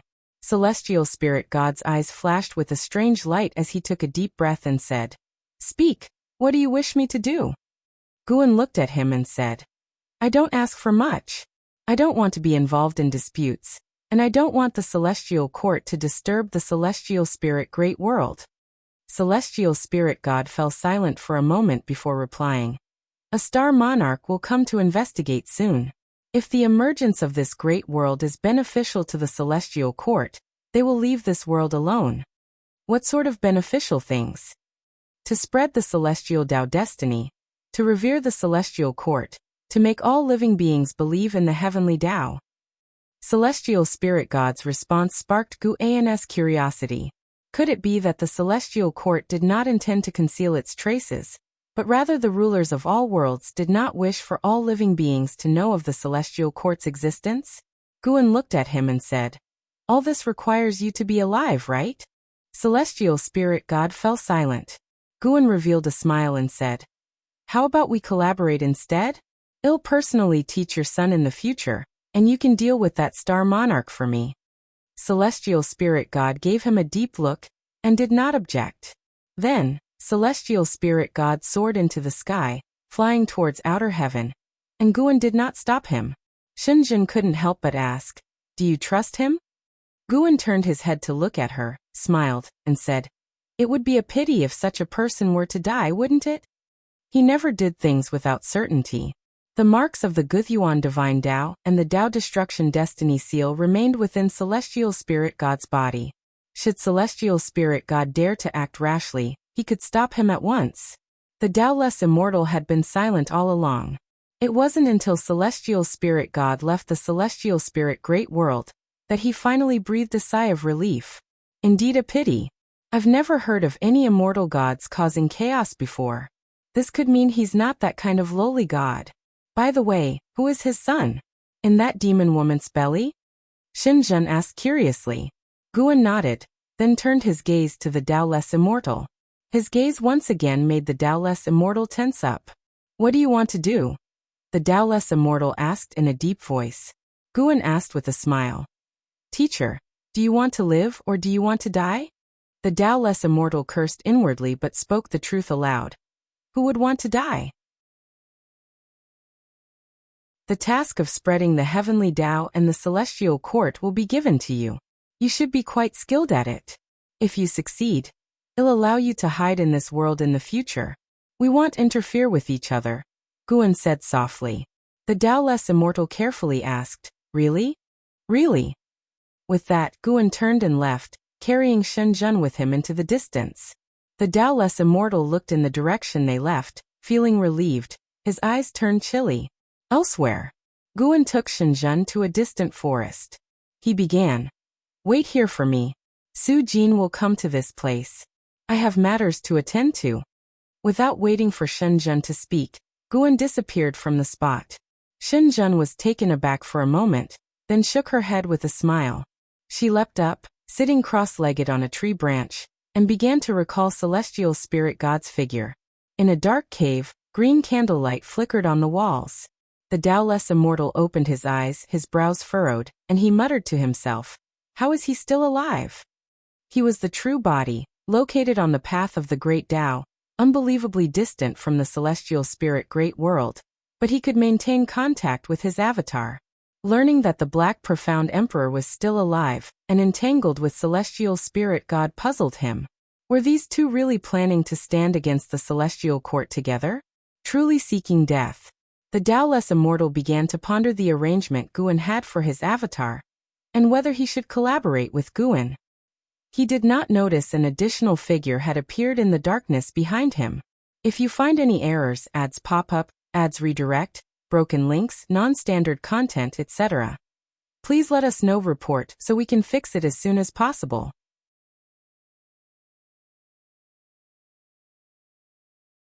Chapter 599. Unsettled heart. Guan looked at the true form of the immortal without Tao before him, his expression calm. Immortal without Tao, early stage of Hengtian Golden Immortal Realm 3, 027, 800, 921, 027/5, 000, 000, 000, the old guy who's lived for 30 trillion years. Guan thought expressionlessly. Previously, the reason he had brought along a clone of the immortal without Tao wasn't to catch up on old times, but to investigate the karma of the immortal without Tao.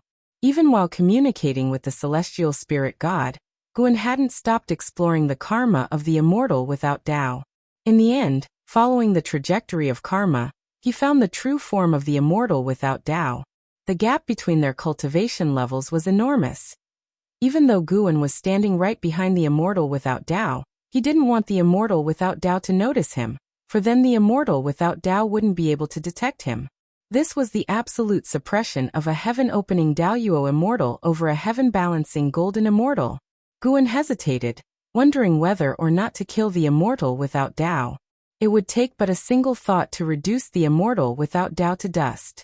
But he felt that since the immortal without Tao had managed to escape from the celestial court and survive all these years, he must have other reliance. After so many years, the immortal without Tao had reached the heaven-balancing golden immortal realm, and must have endured many hardships. Guan guessed the immortal without Tao would be quite frustrated if he died here without a clue. As Guan pondered this, he raised his right hand. Enough, then I shall cooperate with him for a while. If I can find a place to belong, it beats living in fear here. The immortal without Tao muttered to himself, beginning to cast spells to transfer more mana to his clone, so that the clone could act effectively. Sir, the novel Fire. Net website on Google to access chapters of novels early and in the highest quality. A complex expression appeared on his face as he lamented. Why should that brat become so powerful? It's like the great Tao is blind, damn it. Guan's hand stopped, just 10 centimeters away from the immortal without Dao's shoulder. After casting the spell, the immortal without Tao closed his eyes, ready to continue his cultivation. Smack. Suddenly, a hand landed on his shoulder, startling him into snapping his eyes open. Then a voice entered his ears, chilling him to the bone, as if he had fallen into a cold cellar. Maybe you're not performing for me, but without patting you, I can't be at ease, master. Dusk was approaching. Su Jin staggered through the forest, her right hand clutching her abdomen, a pained expression on her face. Ever since being slapped by the celestial spirit god, she had felt a burning pain in her abdomen, which pained her heart even more. From that slap, she felt the celestial spirit god's disgust for her.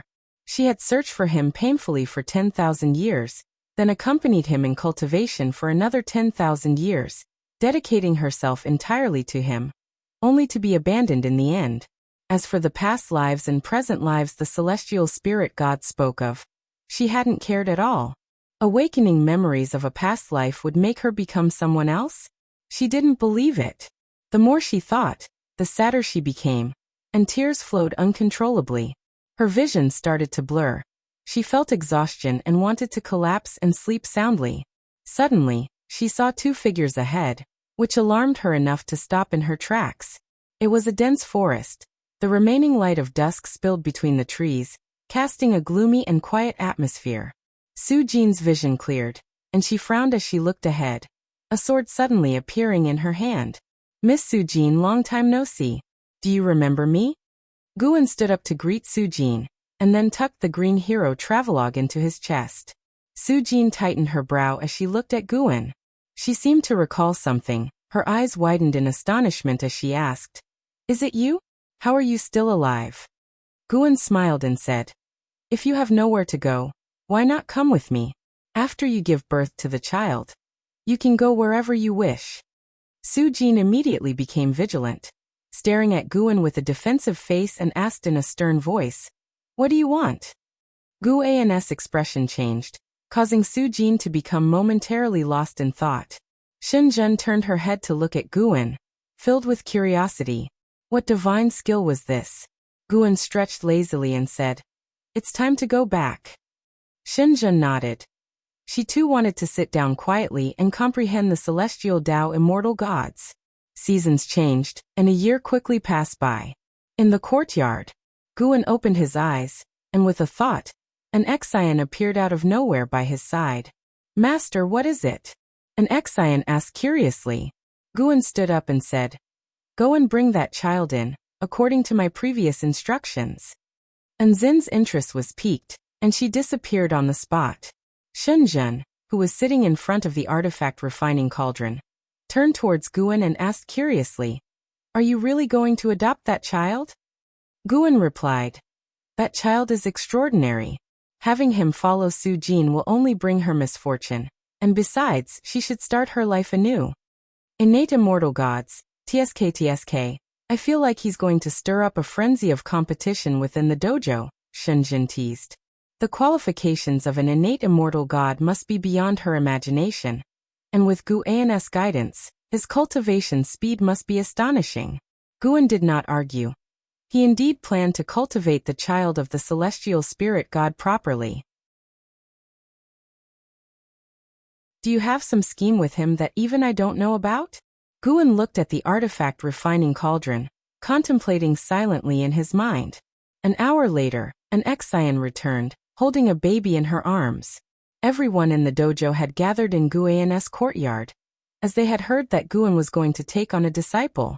Everyone was curious. What kind of child could catch Guan's attention? Seeing an Exian return, The crowd immediately surrounded her. This child is so small. How has he already achieved foundation establishment? Nonsense, the child must be a genius, able to perform chi absorption cultivation with each breath. Otherwise, how could he catch the master's eye? He's so cute, let me hold him. Cute, huh? In 20 years, he'll surely be a conceited fellow, and then you won't find him so cute. An Xian did not pass the baby to the others. After a brief chat with everyone, she approached Guan and handed the swaddled infant to him. Guan held the sleeping infant with a smile appearing on his face. Such a good boy. Guan began to gently stroke the baby's cheeks, murmuring softly to himself. An Xian prompted. Master, give him a name, why don't you?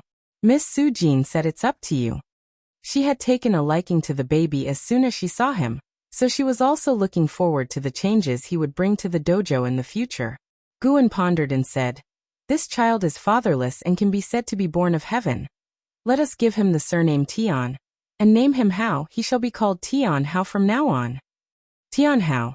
The crowd began to mull over the name, not thinking that Guan would choose it carelessly. An Xian was stunned, muttering to herself, how? She held an expectation in her heart and looked forward to how Guan would respond, but unfortunately, Guan did not meet her gaze. Guan lifted little Tian Hao above his head, looked up at Tian Hao and smiled. From now on you are my disciple. At the same time, in outer heaven, deep in the cosmos, below the world gate, the celestial spirit god who was shimmering with a strong light suddenly opened his eyes, flipped over his right palm, and two characters appeared in his palm. Tian Hao. I see, no wonder I could not find it. This twist of fate is truly remarkable. Celestial spirit, immortal, venerable, I have lost to you. If you find any errors, ads pop up, ads redirect, broken links, non-standard content, etc., please let us know. Report so we can fix it as soon as possible.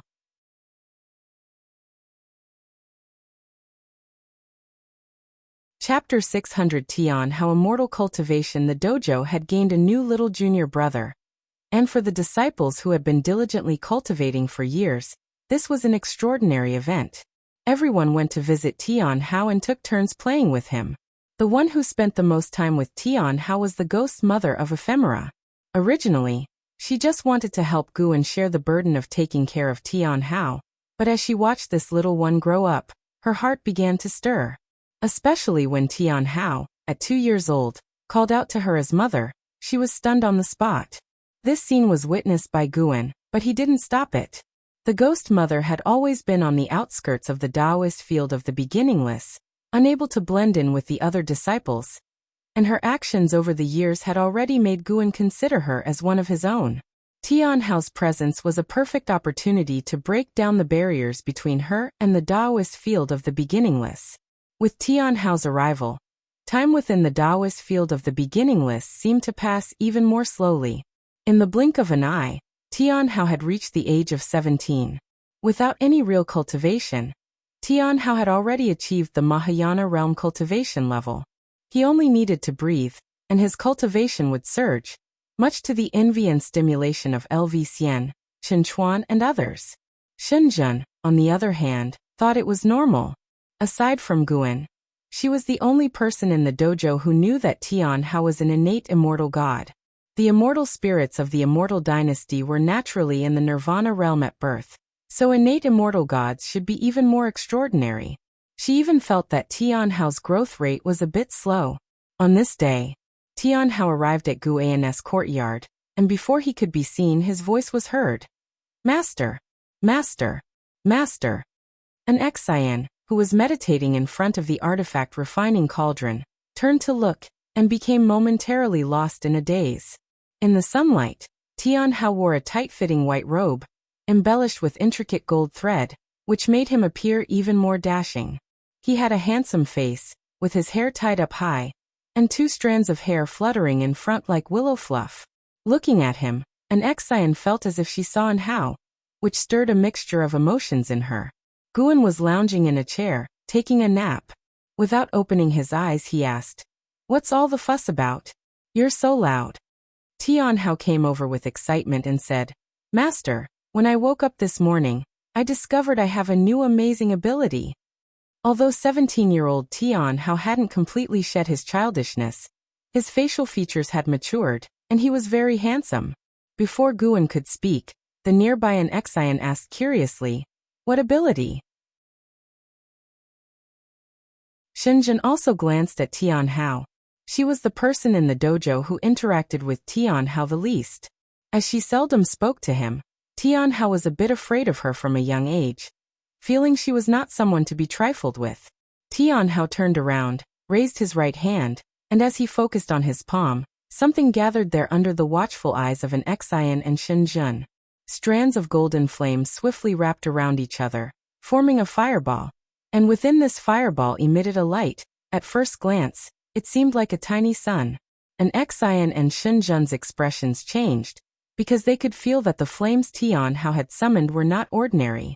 This fire never extinguishes. I've tried it. If I release it, it can float in the air and keep burning, Tian Hao said with a proud smile. Although he hadn't formally started immortal cultivation, he was already aware of its existence. As for immortal cultivation, he didn't see it as all that important, because he was getting stronger every moment. Tian Hao looked toward Guan, wanting to see his master's reaction, only to find that the master was still lying on the chair with his eyes closed. "Master!" Tian Hao shouted loudly, startling the birds in the forest into flight. Guan dug in his ears, rolled over, and stood up. He looked helplessly at Tian Hao, who then raised his hand as if offering a treasure, showing the small sun to his master. "Is that it?" Guan looked disdainful, his tone filled with contempt. Just as Tian Hao was about to retort, Guan raised his hand, his palm facing the celestial vault. In almost an instant, the entire world plunged into crimson, and the temperature between heaven and earth soared. Tian Hao subconsciously looked up, then his mouth fell open, his face showing an expression of disbelief. Xian and Shenzhen looked up to see a colossal sun occupying the entire celestial vault, with no edges visible in any direction. Oppressive, awe-inspiring. It was the first time Tian Hao had witnessed such a spectacular sight. He had lived for 17 years, all within the Taoist field of the beginningless, where no disciples had engaged in combat, so this was truly his first real encounter with the power of the immortal Tao. He shuffled his feet, turned around, and looked in all directions, gradually becoming excited, his body starting to tremble. The corners of Guan's mouth lifted, and with a squeeze of his right hand, the blazing sun in the sky suddenly vanished as if it had never been there. But the warmth still felt around him told Tian Hao that what he had just seen was no illusion. Tian Hao turned to look at Guan, suddenly exhilarated, and ran to kneel beside him, grasping Guan's arm, excitedly saying, "Master, teach me. I want to cultivate as an immortal."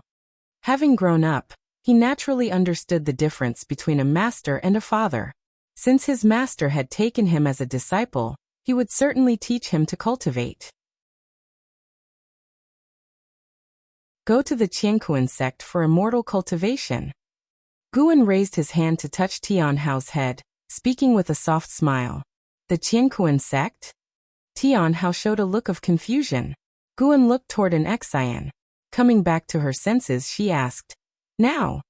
As soon as he asks, we should send him. It's just right to let her meet him and dispel the regrets in her heart," said Guan, then vanished into thin air. Tian Hao stood there, stunned, then got up and looked toward Xian. Xian calmed her emotions, her face returning to its usual dignity, and she walked toward the courtyard gate.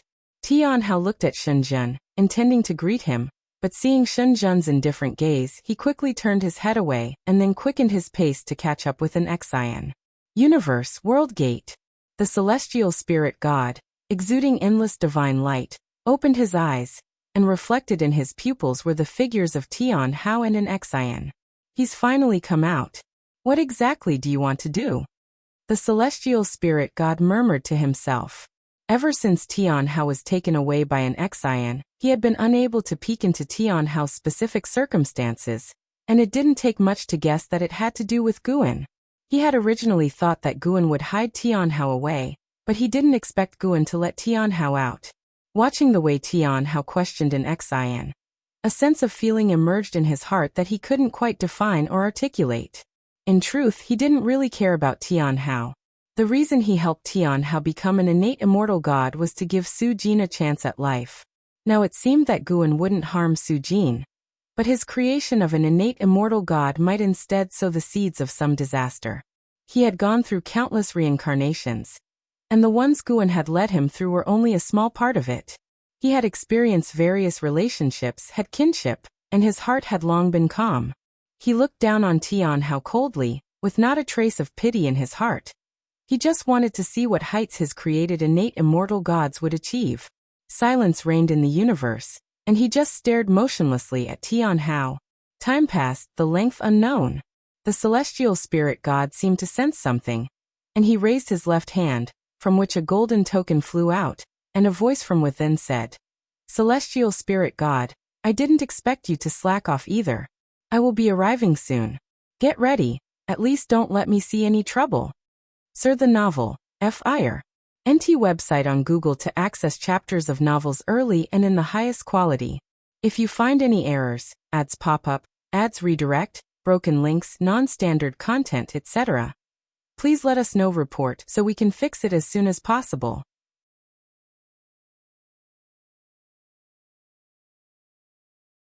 Chapter 601.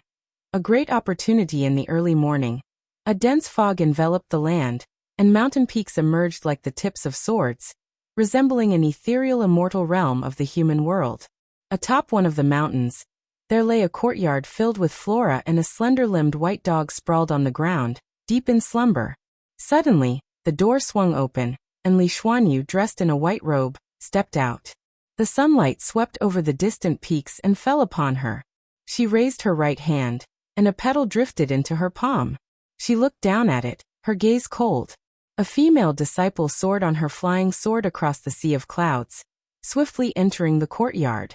Before she even touched the ground, her flying sword swiftly shrank and flew into her sleeve. After landing, she took 2 steps forward and smiled. "Master, a talent of unprecedented caliber has recently emerged from Qiankuan sect. All the branches are vying for him, Master. We should not miss this opportunity." As Dao Court's fame grew, Qiankuan sect also began to emulate Dao Court, establishing different branches to nurture healthy competition and to better manage power. Li Xuanyu, now a branch leader and an elder of Qiankuan sect, had stayed on even after Tang Kai left. SE of the Novel Fire. Net website on Google to access chapters of novels early and in the highest quality. Hearing the disciple's words, Li Xuanyu appeared indifferent and said, "There are many talents, why bother competing? This one is different, he comes from the Forbidden Lands. Brought to Qiankuan sect personally by an immortal." The disciple hurriedly explained. Forbidden Lands. Li Xuanyu's expression shifted slightly. She was well aware of the Forbidden Lands and knew that the immortal was an Xian. Why would an immortal bring his disciple into Qiankuan sect? Li Xuanyu asked. "I wondered about that too, but now I understand. That disciple called Tian Hao is truly extraordinary. The sect hierarch has already designated him as the next sect hierarch." The disciple was excited, her face full of admiration as she spoke of Tian Hao. Curious, Li Xuanyu inquired, "Is he really that impressive?" The disciple nodded fervently and said, "It's said that upon joining the sect, he mastered the great divine power on the inheritance pillar after just one look. It's unbelievable." Li Xuanyu pondered thoughtfully. Tian Hao, she hesitated, contemplating whether to try to forge more connections with Guan, yet hesitant to disturb him. She had nothing particular to ask of Guan. It was just an inexplicable desire to understand him. How had Guan come to such a distant place? And why did he possess such formidable cultivation level? What adversities had he faced? While the disciple continued to explain the benefits of accepting Tian Hao into their branch, Li Xuanyu listened, but her thoughts had already drifted elsewhere. Time flies. A millennium passed in the blink of an eye. With the thunderclouds dispersed above Qiankuan sect, Guan and Li Xuanyu sat in a tavern on the 2nd floor, drinking as they leaned against the window. Below, the street was filled with cultivators looking up to the sky. Is Tian Hao even human? To climb from the Mahayana realm to the wandering immortal realm in 1,000 years is just too exaggerated. Could he be a reincarnation of immortal gods? Very likely, given that he was personally brought into the sect by an immortal. Anyway, such a talent is beneficial to us. He could lead Qianquan sect to a peak it has never before reached. Exactly, rather than feeling jealous, we should look forward to it. Listening to the discussions at other tables, Li Xuanyu glanced at Guan, wondering whether to ask, yet unsure if she should. Guan swirled his wine glass, laughing. When I first found him, I felt he was different from the rest, and sure enough, even I find it unbelievable. Li Xuanyu spoke softly. Is that so? I don't believe in so many coincidences. From Enzin's strength, it was clear that Guan was adept at teaching disciples, so Li Xuanyu attributed all of Tianhao's talents to Guan, convinced that Guan had been guiding Tianhao in secret. She was qualified to say this. After Tianhao became her disciple, she started by teaching him with all her heart, but soon Tianhao's understanding of Taoist techniques surpassed hers, as if aided by divine intervention. Thinking of this, she was filled with emotion. She could never forget the expression on Yi Qingshan's face when he handed Tianhao over to her. Not only did she acquire Tianhao, but her branch also received better treatment. In just 1,000 years, the branch she managed had reached the top 10 in the sect rankings, not only attracting more talented disciples, but also receiving help from many noble families, who sent numerous great cultivators. She knew that all the treatment she now enjoyed was brought about by Guan. Why did you send him to my sect? You know I can't really teach him anything. Li Xuanyu finally asked. Guan drained his glass of wine and laughed. Whoever took him, it would have been the same, none could really teach him. This is a great heavenly opportunity. As long as he joined the Qianquan sect, it would be the sect's opportunity. As for who should teach him, naturally, I would choose someone I trust. It's not just because of our old friendship. I also wanted to leave some good karma for senior brother Li. Hearing Guan mention Li Ya, Li Xuanyu felt a sense of relief and more at ease. Li Xuanyu then asked, why not visit my Dao mountain? Guan looked out the window saying, I just like lively places like this. You're always in seclusion. Don't you find it stifling? While speaking, he raised his left hand to support his face, his eyes lazy. Li Xuanyu also looked out the window, watching the people coming and going on the street. She wasn't sure if it was just her imagination, but she felt a certain mood as well. Although Guan was watching the street, his heart was actually looking towards outer heaven. The world gate was stirring. A figure was walking out amid the intense light. Celestial Spirit God, finding this great thousand world was not easy. Was it your doing? Or has the celestial spirit immortal venerable not completely fallen? A laughing voice emanated from the world gate, and immediately after, a gray-robed Taoist stepped out. He had the appearance of a young child with white hair, holding a horsetail whisk in one hand and a white jade bottle in the other, his body surrounded by an aura of immortality that faintly sparkled with silver light, as if containing stars. The celestial spirit god stood up and turned to face the newcomer. The divine light around him dissipated, revealing his true form, still bearing the face of Baisheng. Greetings, deity of the moon. Though the celestial spirit god's tone was cold, he still bowed to the deity of the moon. The deity of the moon smiled. He approached the celestial spirit god and chuckled. How many years has it been? Have you still not found that treasure? The celestial spirit god replied. What treasure? I am not aware. The reason I haven't destroyed this world is because I see a destiny here that is favorable for the celestial court. The deity of the moon glanced into the depths of the universe, saying, the celestial Tao destiny is indeed rising, and the name of the celestial court is spreading. However, I know what you truly desire. The celestial spirit god's face remained unchanged, quietly staring at the deity of the moon. After a while, the deity of the moon withdrew his gaze. He looked at the deity of the moon and said, with your talent, your cultivation level shouldn't be this low. When will you ascend? The celestial spirit god answered, the heavenly Tao will decide. I only need to stay at my immortal position and wait quietly for the heavenly Tao. Haha, if you don't bow your head, how can he allow the heavenly Tao to fall upon you? The deity of the moon taunted. The celestial spirit god fell silent once more. The deity of the moon's expression turned cold as he said, do something for me, and I will help conceal your crimes, allowing you and this great thousand world to continue to exist. If you find any errors, ads pop up, ads redirect, broken links, non-standard content, etc., please let us know report so we can fix it as soon as possible.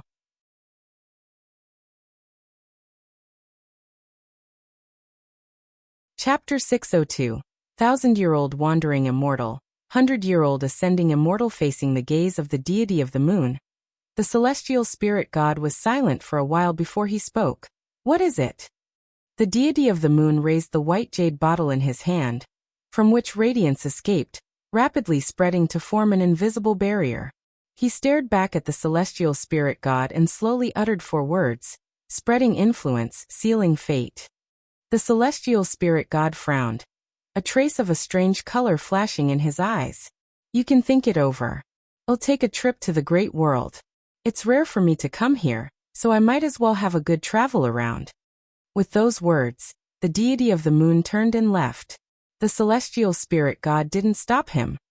He stood there, watching as the deity of the moon departed. Far away in the Qianquan sect, Guan heard their conversation. The methods of the deity of the moon could not stop Guan from spying. This deity of the moon possessed a mid-stage Taiqing golden immortal realm cultivation level, and the celestial Tao destiny about him was extremely dense. Because of his words, Guan became even more interested in the celestial spirit god. The celestial spirit god seemed to have a stronger background than he had anticipated. Regarding the arrival of the deity of the moon in the celestial spirit great world, Guan was not worried that Tianhao would be discovered. He had already sealed Tianhao's destiny pattern, leaving only his talent and comprehension. If his destiny pattern were released, Tianhao's power would reach an incredibly exaggerated level.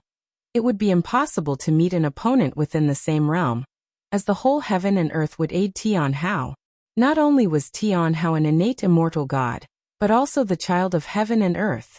No one in the celestial spirit great world could kill him, and even leaving this great world, he could still borrow the celestial Tao destiny. Such was his destiny pattern, born to reign above all beings. Even with his destiny pattern sealed, and without the aid of heaven, earth, and the celestial Tao, Tianhao remained the being with the strongest talent and comprehension in the entire heaven and earth. Guan retracted his thoughts and began to focus on chatting with Li Xuanyu. It was rare to have an old friend near the dojo, so naturally, he wanted to have a chat with Li Xuanyu. The two drank wine and discussed the interesting affairs under heaven, enjoying themselves immensely. Li Xuanyu's Tao heart also relaxed. She couldn't help but wonder, perhaps enjoying leisure time appropriately could enhance her cultivation? Days later, a majestic Tianhao arrived in Gu An's courtyard. His figure was tall and straight, donning a binding Tao robe specially made by the Qianquan sect that could actively absorb spiritual energy. As he walked, an aura of immortality swirled around him, his sleeves fluttering in the wind, exuding a detached and elegant charm. Master, I have reached the wandering immortal realm. Do you know what a 1,000-year-old wandering immortal signifies? Tianhao approached Guan with hands on his hips and a proud smile. Guan didn't restrict his movements. Even after joining the Qianquan sect, he still came back often.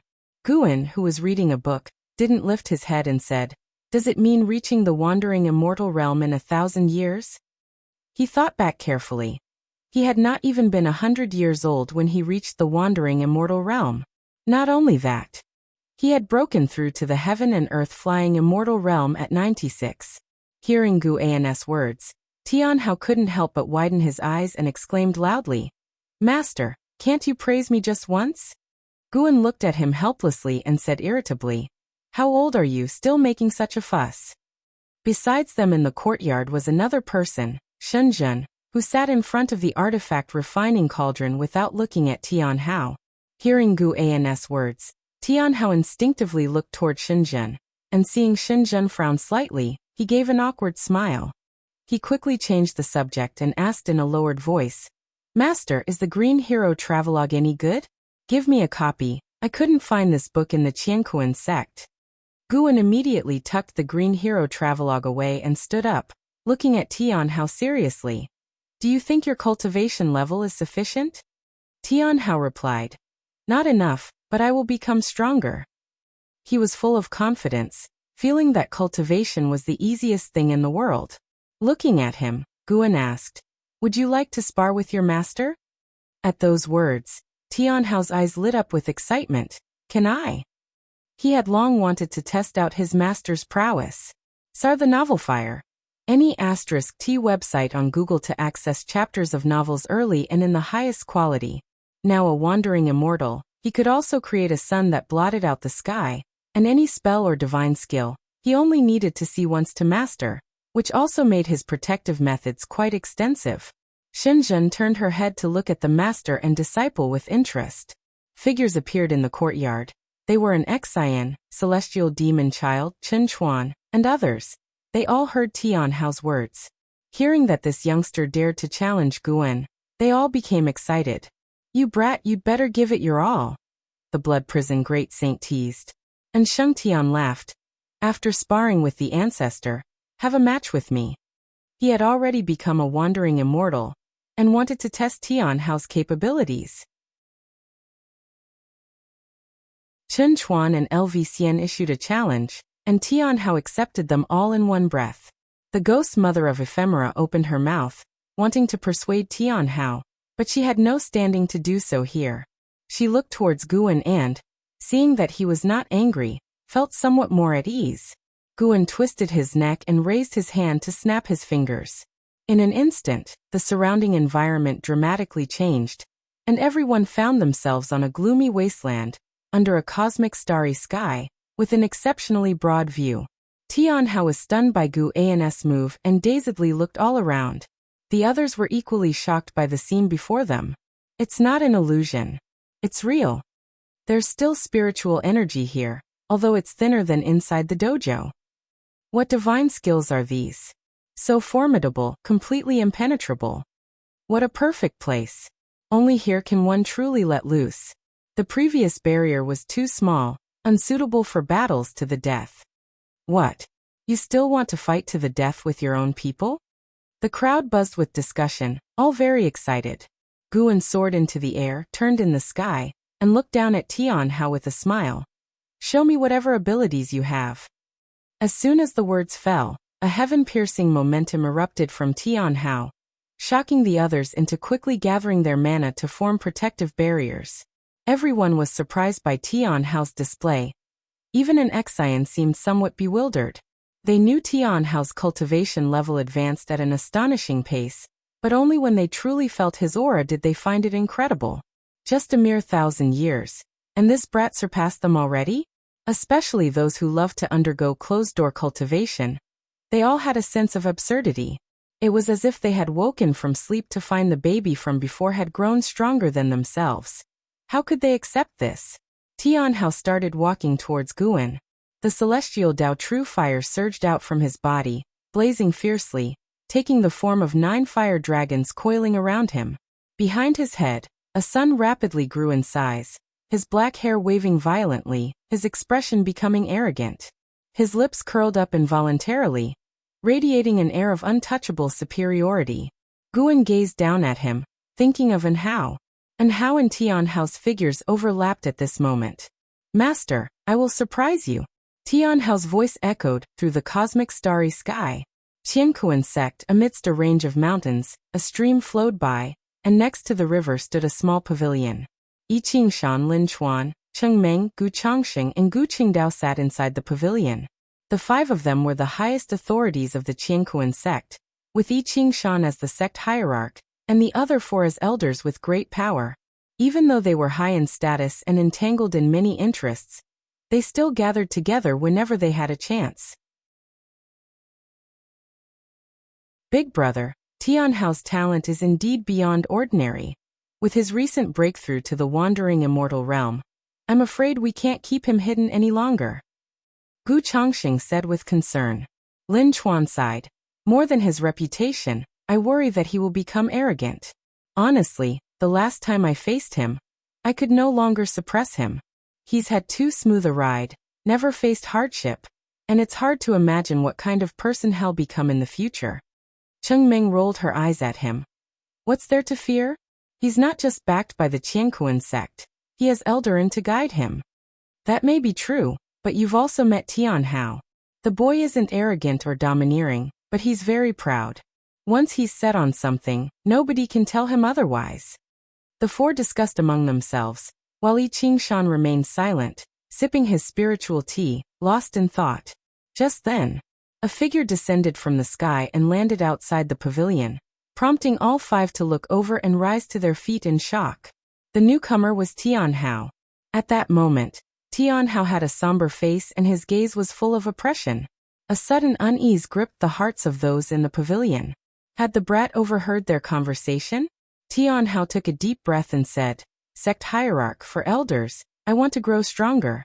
From today onwards, please instruct me. Whatever you teach, I'm willing to learn." Lin Chuan frowned. "What can we teach you? Soon enough you will surpass us. My master told me to earnestly experience the Qiankuan sect with you. You don't need to teach me spells or divine skills, just teach me how to conduct myself." Tian Hao said, unable to help but clench his fists. He was not angry or frustrated. He was afraid. Recalling the recent sparring session, chills ran down his spine. Qing Meng seemed to notice something was off and asked, "What's wrong? Did something happen?" Tian Hao shook his head. "I'm fine. I just went back to the forbidden area after my breakthrough and had a round of sparring with my master." Hearing this, the five people in the pavilion exchanged glances. If you find any errors, ads pop up, ads redirect, broken links, non-standard content, etc., please let us know. Report so we can fix it as soon as possible.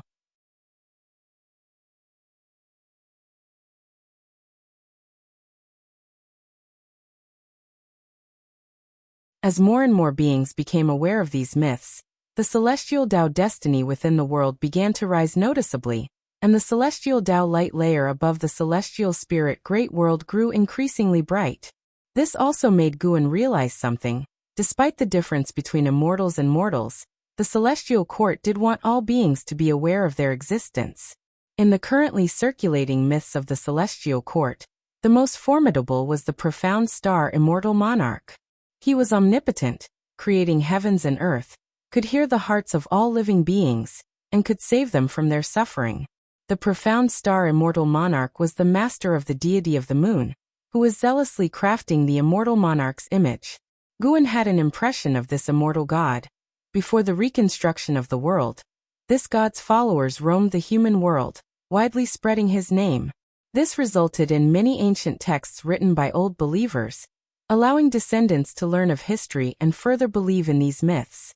It is worth mentioning that many imperial dynasties in the human world have faith in the profound star immortal monarch, and have even established a destiny connection with it.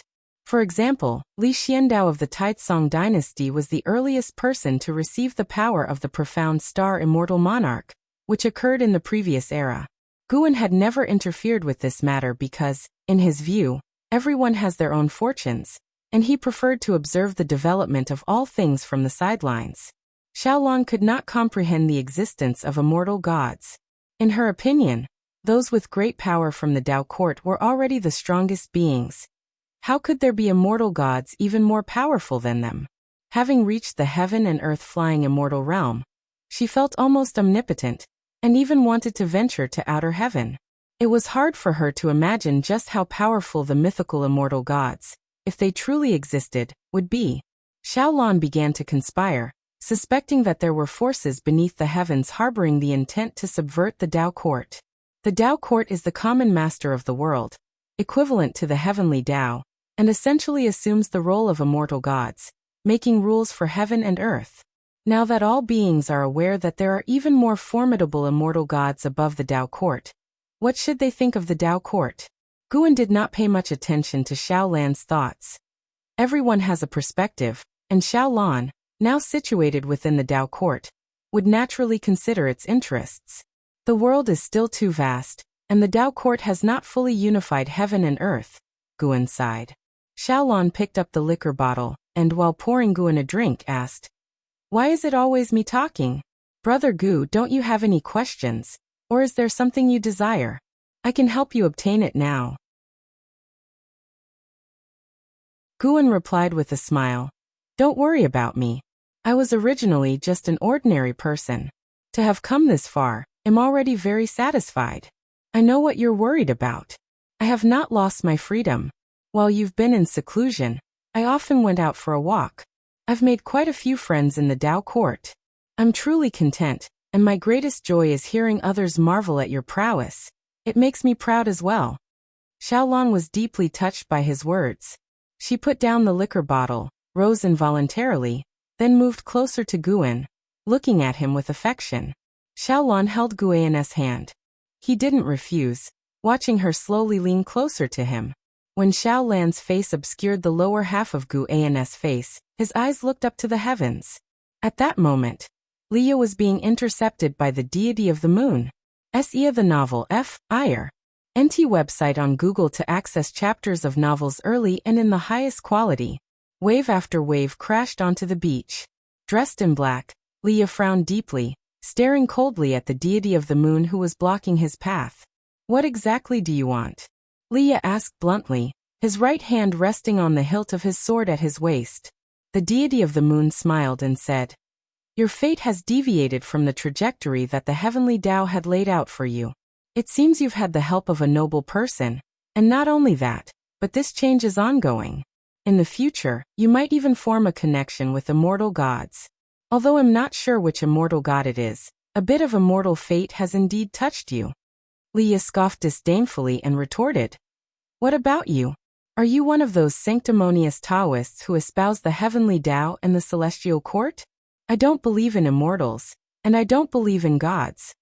If there truly were immortal gods, how could this world have suffered so many tribulations? And each time, it must rely on his junior brother Gu to save the day?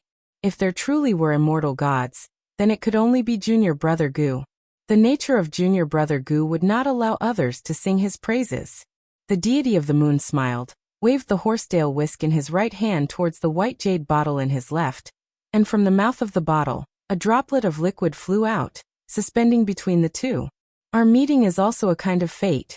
This is immortal brew, capable of transforming you completely, bestowing upon you an innate body. Let this be the foundation of a good relationship, said the deity of the moon with a smile. No sooner had he spoken than the droplet of immortal brew struck Li Ya's forehead fiercely. He had no chance to dodge. Li Ya, startled, quickly reached for his forehead, but there was nothing to touch. He could not track the droplet of immortal brew, nor could he detect any abnormalities within his body. The deity of the moon turned and walked away, saying, This great world is no simple place. In the future, there will surely be many exciting stories to unfold. Interesting.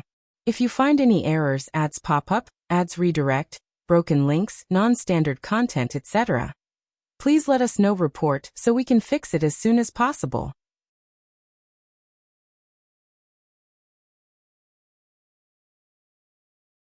Chapter 604. Trillion Years Lifespan. Lifespan projection. Watching the departing figure of the deity of the moon, Leah still felt uneasy. He checked himself for a long time on the spot, and after confirming that there was nothing abnormal about him, the deity of the moon had already disappeared. A divine exotic immortal spirit appeared out of thin air, seemingly leaping suddenly onto his shoulder, and curiously asked, Could you see through that person's cultivation level just now? Leah regained his composure, furrowed his brows and said, I couldn't see through. If he was really helping you just now, then boy, your Fuyuan is outrageously strong, to encounter such great opportunities even on the road, the divine exotic immortal spirit remarked. After hearing the words of the deity of the moon, it had actually believed them. Indeed, there was a powerful backer behind Leah, just hidden in the shadows, not always watching over Leah. Yet, Leah kept encountering various opportunities, which compelled it to ponder Leah's destiny pattern. Could it be that Leah's destiny pattern has become very strong now? Leah, on the other hand, was thinking about the identity of the deity of the moon. Over the years, he had increasingly felt the changes in the great heaven and earth, with more and more outstanding figures and great powers emerging, making him feel like a mere mortal, very insecure. Leah took a deep breath, leaped up, and flew towards the sea. The sea wind howled, and the divine exotic immortal spirit stood on his shoulder, pulling at his earlobe, and asked, Leah, are you really going to the Tao Court? I heard that the Tao Court is created by top cultivators from different great worlds. If you cause trouble there, it will be very troublesome. What do you mean? Am I the kind of person who loves to cause trouble? How so? Don't you know yourself? I never act recklessly, it's just that those people are too oppressive. Yes, you're always right. You can't stand others being bullied, but who reaches out to help you when you suffer? Isn't today's opportunity a repayment? Do good deeds without asking about the future. Leah hummed, not wanting to continue this conversation. Changing the subject, he asked, do you think Tianhao is really that powerful? Born in an unknown small sect, yet he has become famous throughout the world. 1,000-year-old wandering immortal, that's too fake. The person is now not a wandering immortal but a carefree primordial immortal, joked the divine exotic immortal spirit. If and how were still here, would he allow this Tianhao to be so prestigious? Leah lamented. He considered Anhao as his greatest rival in life. Unfortunately, Anhao was no longer in this world, and every time he thought of this, his heart ached and he felt regret. The divine exotic immortal spirit fell into contemplation. Anhao, Tianhao, both named Hao, could it be such a coincidence? On the other side, seeing that Leah was unharmed, Guan then wrapped his arms around Xiaolan's waist, starting to respond to her affection. After a while, Guan suddenly pushed Xiaolan away, embarrassedly saying, under the broad daylight, isn't it inappropriate?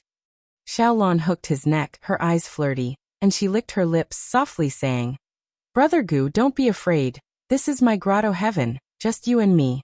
With the sunlight, I can clearly see everything I enjoy. With that, she kissed Guan again. Guan's tightly clenched hands involuntarily opened.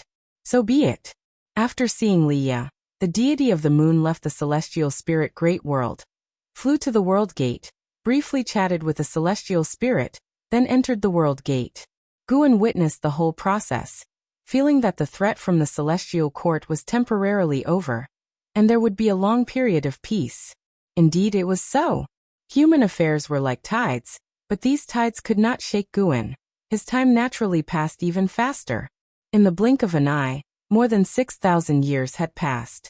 On this day, as Guan was picking medicinal herbs in the Taoist field of the beginningless, his hand paused as 3 prompts appeared before him.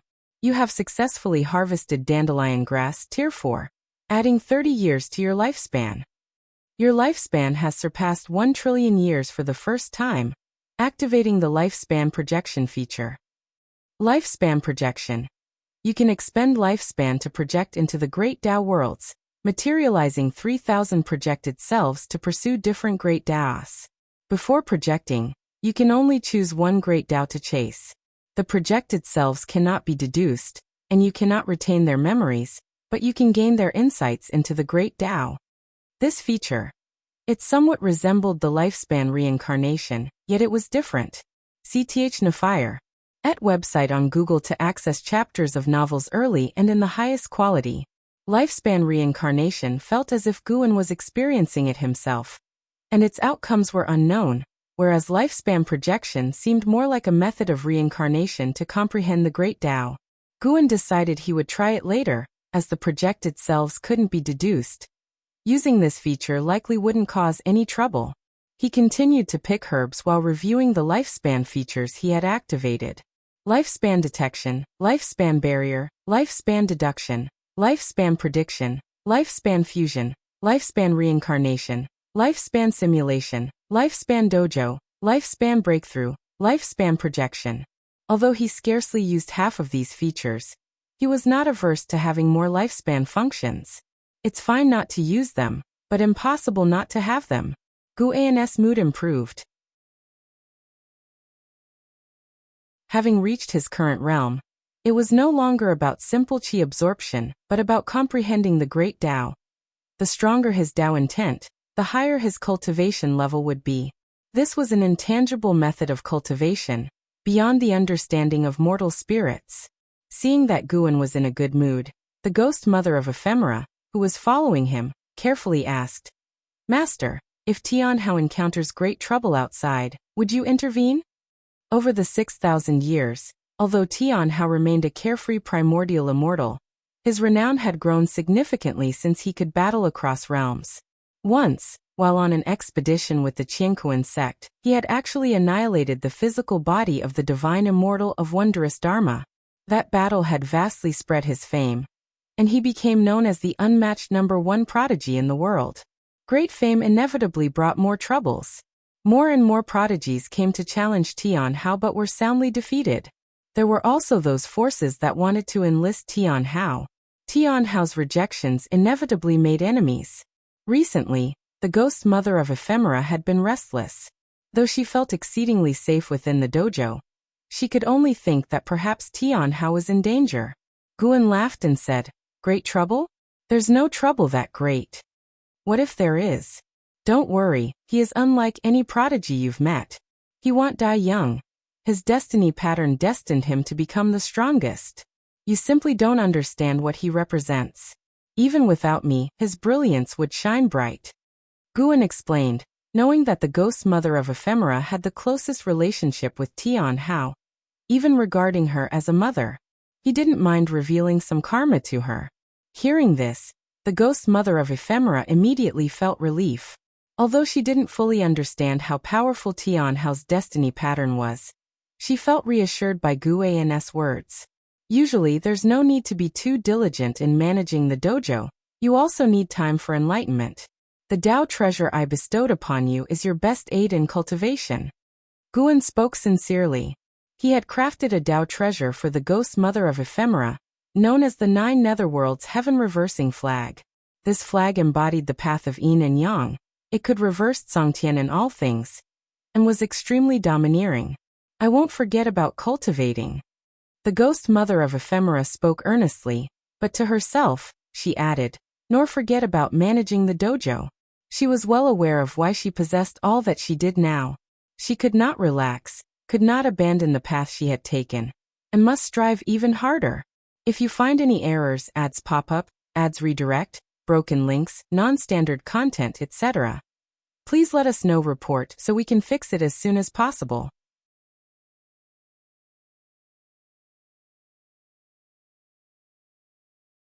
Chapter 605. Wrapping up the projection. After harvesting the ripe medicinal herbs, Guan left alone, while the ghost mother of ephemera started to sow as usual. Guan did not return to his own yard. He just picked a random direction to walk. As he walked, he fiddled with the fate pen. He seemed to be enjoying the scenery along the way, but he was actually watching Zhang Buku, who was far away in the Tai's great world. Zhang Buku had taken root in the Tai's great world, and had even established a demon race force. Suyu, a reincarnation from the celestial court, assisted him by teaching him the Qi fortune method, which made his demon race force stronger, and made cultivation easier and more fortunate for those under his command. Seeing Zhang Buku's accomplishments now, Guan was very pleased. At least Zhang Buku did not have to wander everywhere. He had found his own life goal. What would senior brother Zhang's feelings be like if he were still alive and saw his son commanding the winds and clouds? With this thought, Guan felt even better. The advantage of staying in the human world is that there are always different things happening, something even the immortal gods may not experience.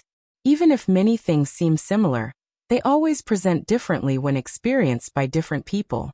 After an hour, Guan arrived at a waterfall and sat on the rocks by the river. Then he began to perform lifespan projection. Please choose the great Tao you want to pursue. Path of cause and effect. This was the great Tao Guan was most skilled in. Consumption of 100 billion years of lifespan. Do you wish to continue? What the hell? 1 trillion years of lifespan. Guan cursed internally. He knew the new features would not be so easy to use. The later the features were released, the greater the consumption of lifespan. He subconsciously wanted to choose to refuse, but on second thought, there was a reason behind the high cost. At least he wanted to see how expensive it was. If not satisfactory, he could simply seal this feature forever. Continue. You have chosen to consume 100 billion years of lifespan to activate lifespan projection. Starting projection. Projected onto the Taiwei Great World. Projected onto the Taiching Great World. Projected onto the 9 Nether Great World. Prompt after prompt continually popped up before Guan's eyes, arousing his curiosity. He could actually see the specific worlds being projected. Guan saw the Tai's great world where Zhangbuku was, and he also saw the profound pure great world visited by the Black Profound Emperor. He even saw worlds that were not named as great worlds. Though he only saw the names, it was enough to let his thoughts run wild. Soon all the prompts settled down. It really had projected 3,000 worlds. Guan reflected on this, but soon he felt that something was amiss. The projection was finished, then what? Guan furrowed his brows. He was puzzled but not rushed. He sat on the rock patiently waiting. Time swiftly passed. About half an hour later, 2 prompts appeared before him. Begin to consolidate the projection. Begin the transmission of the great Taoist insights. The spiritual energy within the Taoist field of the beginningless suddenly stopped, causing everyone in the dojo to open their eyes. Before Guan could think further, endless insights of the great Tao surged into his mind, plunging his consciousness into chaos. At the edge of the Taoist field of the beginningless, at the entrance of the dojo, stood a stone door built by an Xian. Se of the Novel Fire. Net ** website on Google to access chapters of novels early and in the highest quality. Outside the stone door was a dense fog, appearing very mysterious. A figure emerged from the thick fog and stepped through the stone door. It was Tian Hao. Tian Hao advanced with a dragon's stride and a tiger's pace, with 3 differently shaped long spears, each about 10 feet long, floating behind him in a fan formation. He wore a smug smile on his face, muttering to himself, "This time I will definitely surprise Master." However, no sooner had the words left his mouth than he suddenly stopped, furrowing his brow as he looked towards the distant mountains with a look of surprise and doubt in his eyes. Why isn't the spiritual energy in the dojo moving? There was also an uncomfortably erratic force. He immediately leaped up, transforming into a rainbow light that flew away, quickly vanishing over the other side of the mountains. After a while, everyone gathered by a small river, whispering among themselves as they watched Guan meditating on a rock across the river. Tian Hao was there too, looking at Guan with curiosity. This was the first time he had seen his master enter a state of sudden enlightenment. In his eyes, his master was already the most powerful being. Could he possibly have an epiphany in such a Tao practice? Could master be about to break through? Senior brothers, senior sisters, what realm has master reached? Has he obtained the Taoist Zhangzizai Immortal realm? Tian Hao couldn't help but ask. Taoist Zhangzizai Immortal was a realm he had heard about in the last few decades, belonging to a great cultivator from the Tao court, capable of moving mountains and overturning seas. No one answered him because the others did not know Guan's realm either. Blood Prison Great Saint scoffed. "Brat, you only need to know that Master is stronger than anyone you've ever met. Even those who created this world are far inferior to Master." Tian Hao, stirred by these words, inquired further. "Have you ever seen Master engage in a fight? Not just sparring." He was the top disciple of the Qiankuan sect, a leader of the younger generation, often going out on missions and establishing great merits for the Qiankuan sect. He had been through many life and death battles, and he was infatuated with that feeling. Fierce opponents indeed made for stronger challengers than those in sparring combat. Lvcien laughed and said, "I have, but no one could withstand even one move from your master." Ghost Mother of Ephemera added, "No matter how powerful, facing your master means meeting their end by a single sword strike." Lvcien grew enthusiastic and continued, "It's time for you lad to know about some of your master's past deeds." He began narrating stories from the Supreme Sect, and an Xian and Shenzhen, who usually didn't chat with Tian Hao, occasionally chimed in, along with the Blood Prison Great Saint, thus unveiling the past of Guan. Even Jiang Shi and Sheng Tian, Celestial Demon Child, Celestial Cyan, Tian Bai, Chun Chuan, and Ghost Mother of Ephemera learned about events they hadn't heard of before. From helping small sects establish the righteous Tao, to saving continents, oceans, and even the world. All could feel Guan's heart turning towards profound goodness. After saving all living beings, Guan had chosen to leave the Supreme Sect, live in seclusion here, and had supported the Qiankuan sect, which only increased their admiration. The Qingkuan sect remains an orthodox Taoist sect to this day. Though occasionally committing wrongful acts, most disciples still act by the code of chivalry, and even the Tao court wouldn't easily declare war on an orthodox Taoist sect like the Qingkuan sect. Tianhao listened intently, his mindset gradually changing. Although Guan had not taught him much directly since he was young, he had always admired his master, who had fostered him. In his youth, every act and word of Guan had inspired him. He wanted to become like Guan. Perhaps I should not seek to become stronger just for the sake of being strong. Tianhao watched Guan, who was still meditating across the river, and reflected silently. The others were still marveling at past events, which now seemed very distant, giving them an unreal feeling.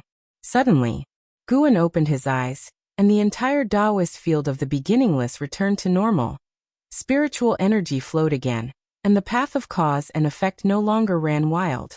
The first thing he saw upon opening his eyes was Tianhao across the river.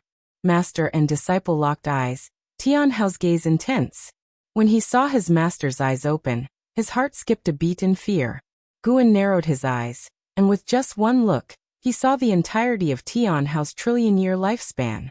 If you find any errors, ads pop up, ads redirect, broken links, non-standard content, etc., please let us know. Report so we can fix it as soon as possible.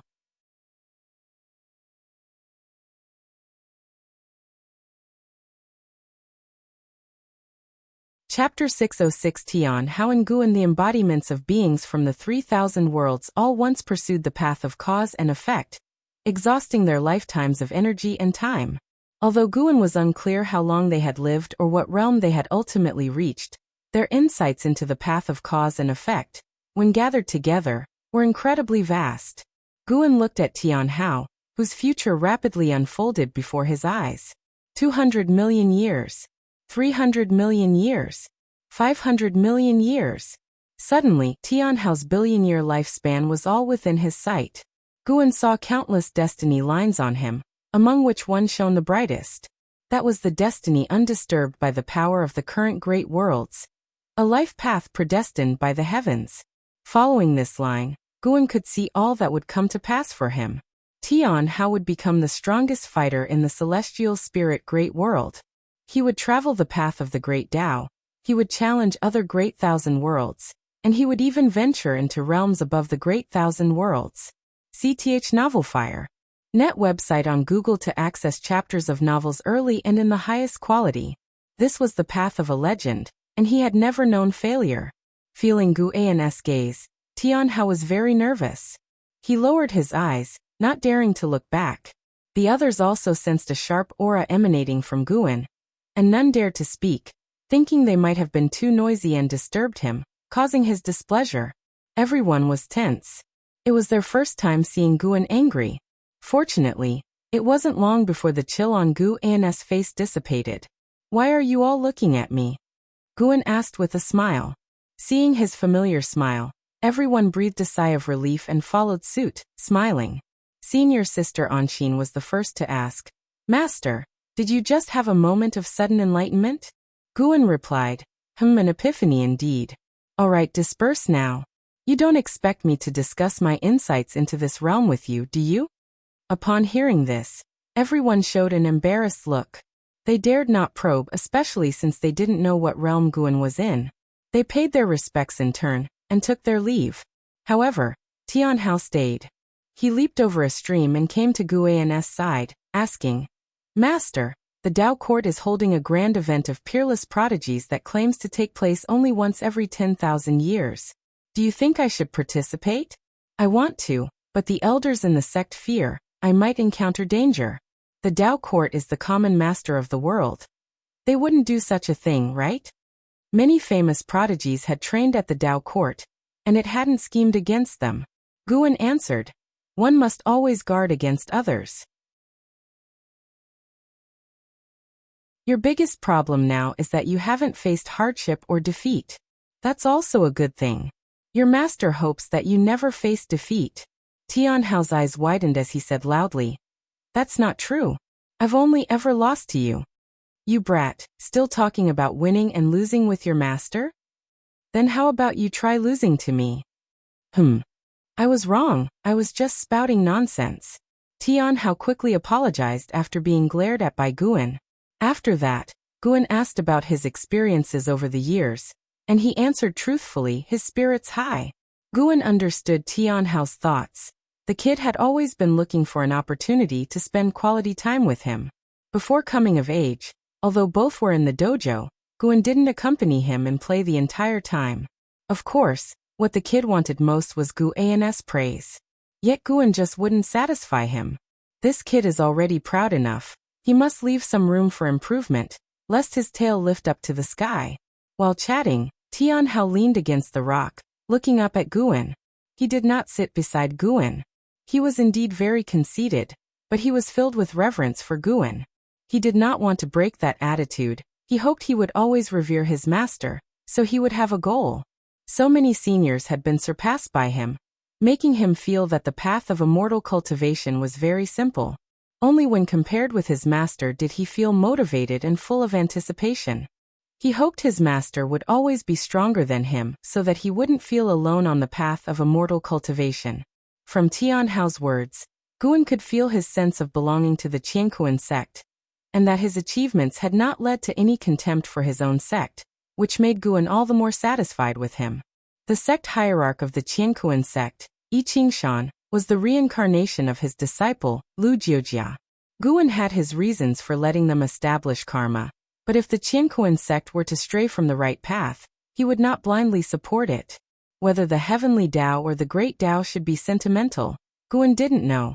He only knew he wanted to follow a path of sentiment. He didn't want to set too many rules and restrictions for himself. He would simply follow his heart. If he wanted to pity all living beings, then he would pity them. If he didn't want to get close to someone, he would keep his distance. The greatest kindness he could offer to all things was not to kill indiscriminately. By the way, Master, they told me a lot about your past. Out of the many disciples you've taken, who is your favorite? Tianhao suddenly asked out of curiosity. Guan glanced at him and he quickly added, "Other than me." "You wish, how could it possibly be you?" Guan replied, a little irritated. Tianhao didn't feel embarrassed, just chuckled. Guan then said, "My favorite disciple should be Hao. He was the first disciple I truly took to heart to teach, and also the first I adopted. He is just like you, born with the strongest talent." Tianhao's eyes lit up and he asked, "Is that senior sister Angxin's brother?" He had heard Hao's name before, but the people in the dojo did not talk much about him, as if they were apprehensive. They come from the same village." Guan began to recount Hao's life. Tianhao listened intently. This time, Guan spoke at length, which made Tianhao feel very happy, feeling closer to his master. They talked until dusk. The sky was streaked with crimson, and the celestial vault was desolately beautiful. After hearing Hao's life story, Tianhao's mood was hard to calm for a long time. Guan looked at Tianhao and asked, "Where do you think you are better than Hao, and where do you fall short?" Tianhao pondered and said, "I wouldn't abandon my kin like he did, but I don't seem to have his resolve either. He could sacrifice himself for the people of the world, but I can't do it. I would only give my all for the Qianquan sect." Guan smiled, not judging Tianhao's thoughts. He looked up into the twilight sky and said softly, "Hao, I gave you the name Hao indeed because of Hao. I hoped you would go further than he did. As your teacher, I won't demand anything specific from you.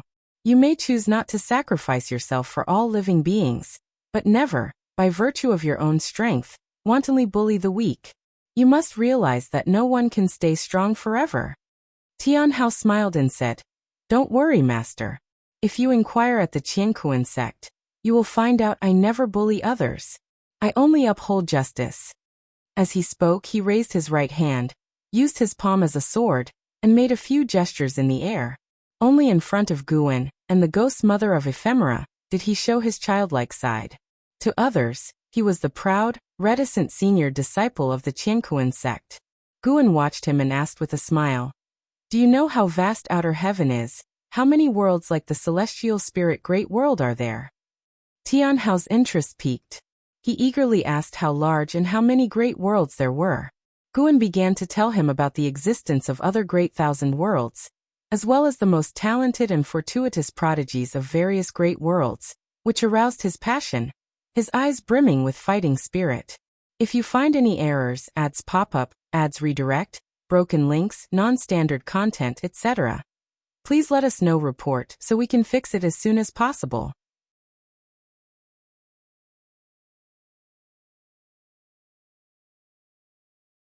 Chapter 607. The Great Cause and Effect Steel, the Path of Power. After talking with his master for a day, Tian Hao had gained a greater knowledge and developed an even bigger longing for immortal cultivation. Thereafter, he went to the Dao court with a heart full of fighting spirit. Dozens of years later, Tian Hao's reputation spread throughout all the overlord-level forces in the world, and any cultivator who wasn't in some remote area had heard of his name. At the grand gathering of the ages, he overwhelmed the heroes of the world and became the unrivaled #1 talent of all time.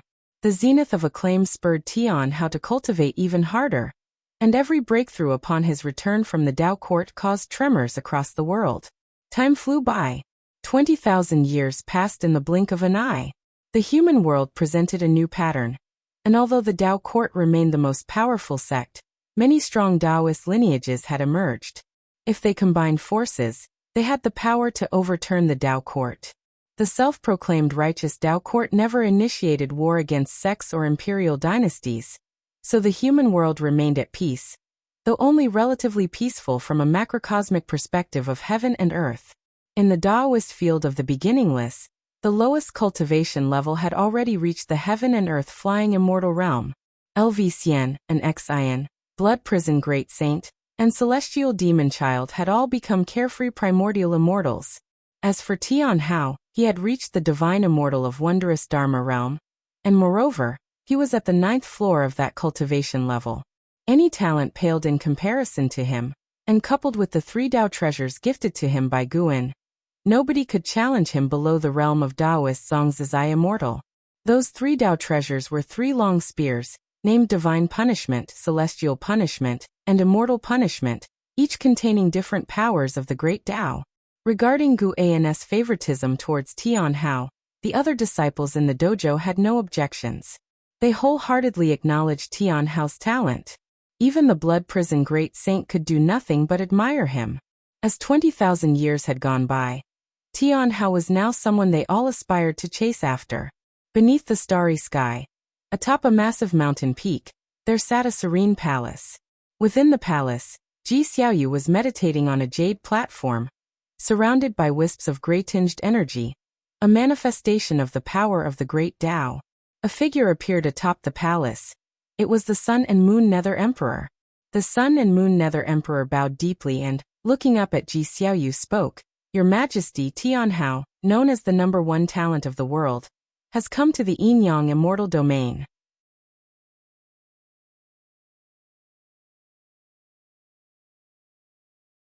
Her understanding of the path of cause and effect was growing stronger.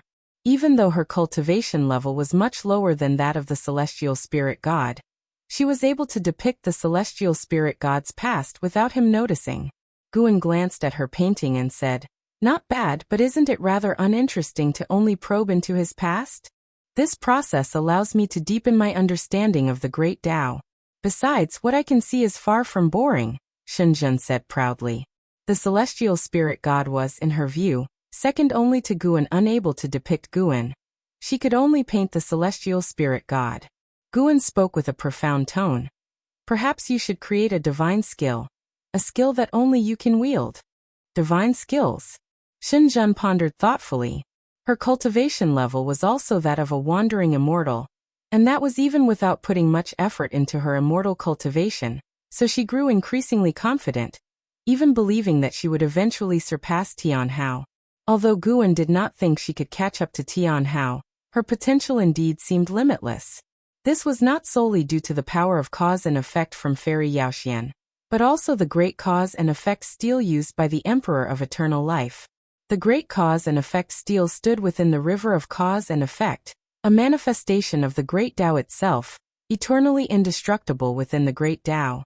The existence of the great cause and effect steel was unimaginable. With the Emperor of Eternal Lives' sacrifice, some of the steel's power had spread to Shenzhen. As she lived longer, this power became ever stronger. Guan could see through everyone's future, but Shenzhen's future was becoming increasingly obscured in his eyes, a power dissolving her cause and effect, which made him have greater expectations for her. While Shenzhen was lost in thought, Guan contemplated his own Tao. He felt it was necessary to focus on developing a second great Tao. Relying on the Taoist dominator skill, Guan had begun to glimpse the 3,000 great Tao. But that was just understanding, not mastery. He wanted to master a formidable great Tao, not as unfathomable as cause and effect, fate, or reincarnation, but rather pure strength. Like the bright sun in the sky, glorious, upright, with awe-inspiring might. The 3,000 great Tao was just a collective term. The actual number of Tao was uncertain, with Guan having glimpsed more than 3,000. He wished to choose the most vigorous among these Tao, pure strength. After much contemplation, Guan decided on the path of power. The path of power wasn't simply about physical strength, but represented all types of power at their peak. That was the path of power. To prove the Tao with power meant to prove it with great magical power, with Qi power.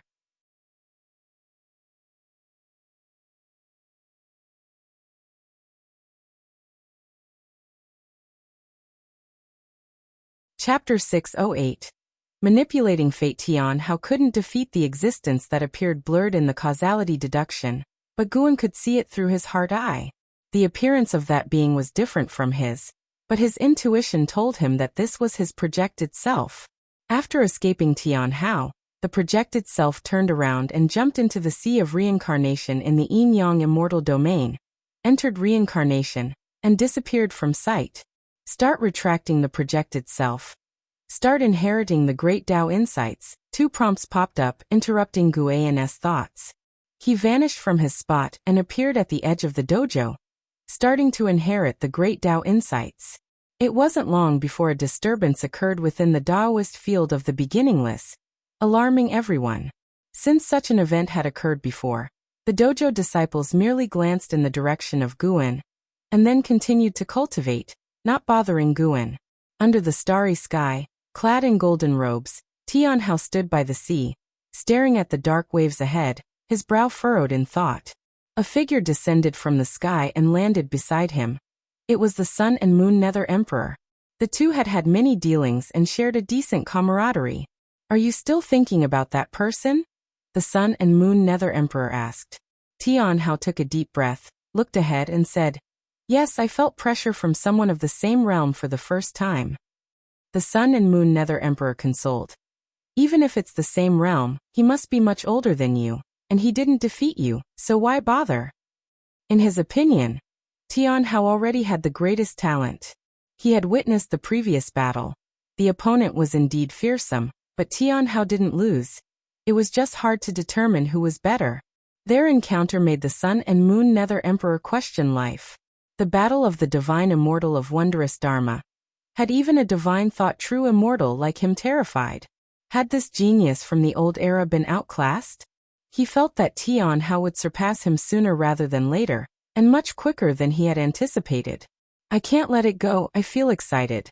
In recalling his combat techniques, he didn't use many divine skills or spells. He simply countered me with pure mana and Qi power. Truly a display of one force breaks 10,000 laws. Tian Hao sincerely remarked, feeling very exhilarated. Indeed, Master was right. Never underestimate the world. You never know where a strong contender with great fortune might emerge. His talent might truly be the best, but he had lived too short a life and still needed to continuously strengthen his Taoist techniques. Hearing Tian Hao's words, the Sun and Moon Nether Emperor opened his mouth, not knowing what to say, unable to grasp Tian Hao's thoughts. "What are your plans next?"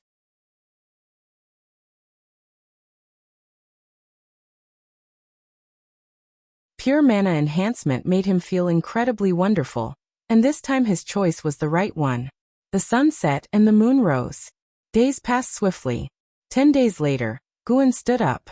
He first went to various places to pick mature medicinal herbs, and only after gathering them did he return to Shenzhen's side. Shenzhen had painted a new picture, depicting a scene where the celestial spirit god knelt before an immortal. This immortal was an old Taoist, with an aura of immortal Tao and bones of divinity, and his back was bathed in rosy light. In front of him, the celestial spirit god lacked its usual overwhelming might. Guan raised an eyebrow. Shenzhen had already been able to excavate his causality through the celestial spirit god. Don't paint recklessly, be careful not to provoke an existence even I can't withstand, Guan spoke. Shenzhen snapped back to reality, and when she saw clearly what she had painted, her face turned pale, and she immediately raised her hand, her fingers igniting, rapidly burning the scroll.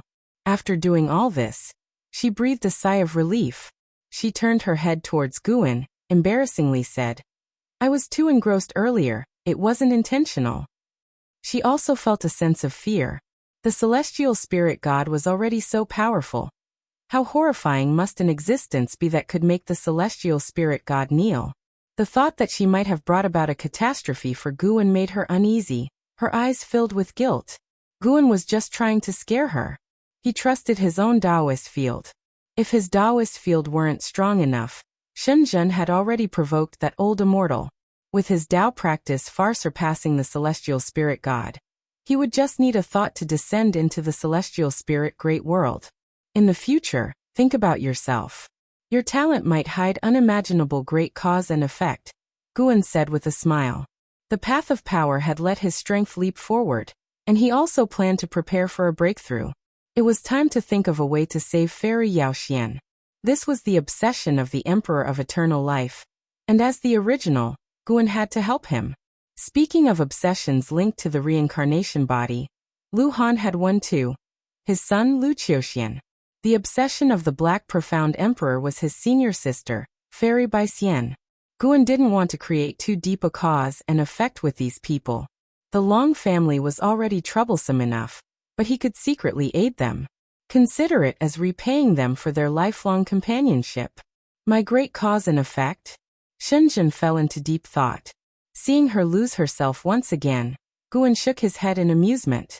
It wasn't necessarily good to be too easily enlightened. Guan sat down and continued painting. He felt that Ji Xiaoyu had left the celestial spirit great world, but he did not stop his brush. He had long seen Ji Xiaoyu's future.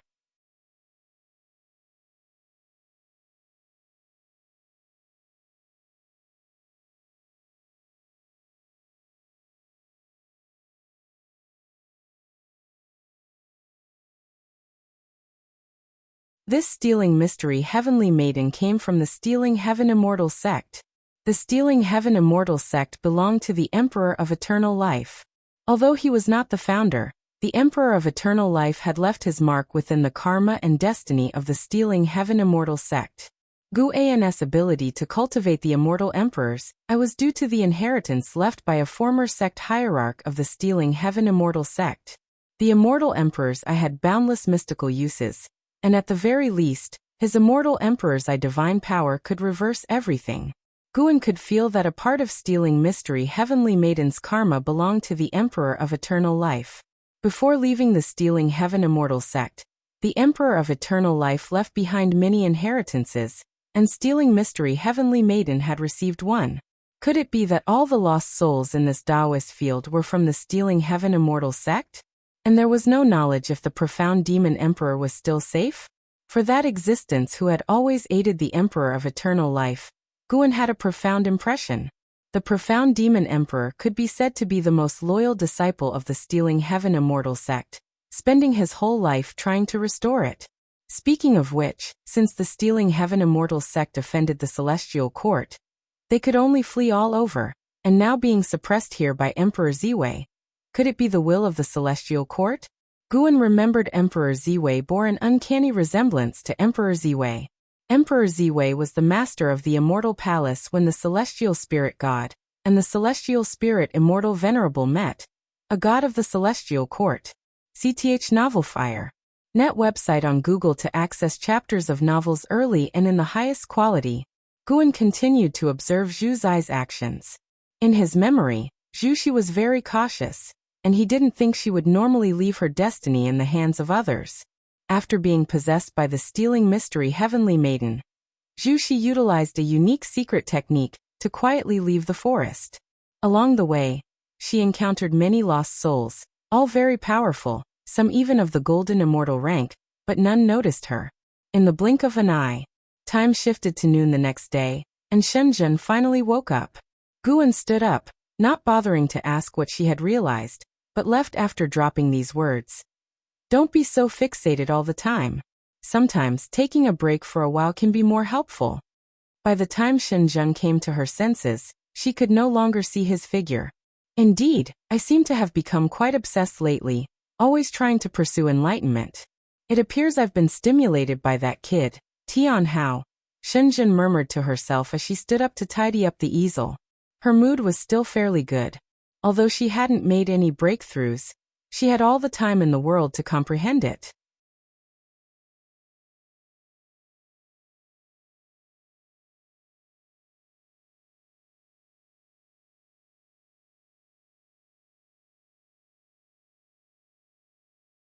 Chapter 610. Immortal Emperors I battles Emperor Ziwei stared at Zhu Xi, not uttering a word. His gaze was so indifferent, as the murky void fell silent, a suffocating atmosphere spreading to its extremities. Zhu Xi felt the aura of the thief of the profound mystique completely vanish, and her heart rose to her throat. Before her death, the thief of the profound mystique had revealed this person's true identity. Emperor Ziwei, the master of that terrifying dojo from earlier. She knew what being called an emperor represented.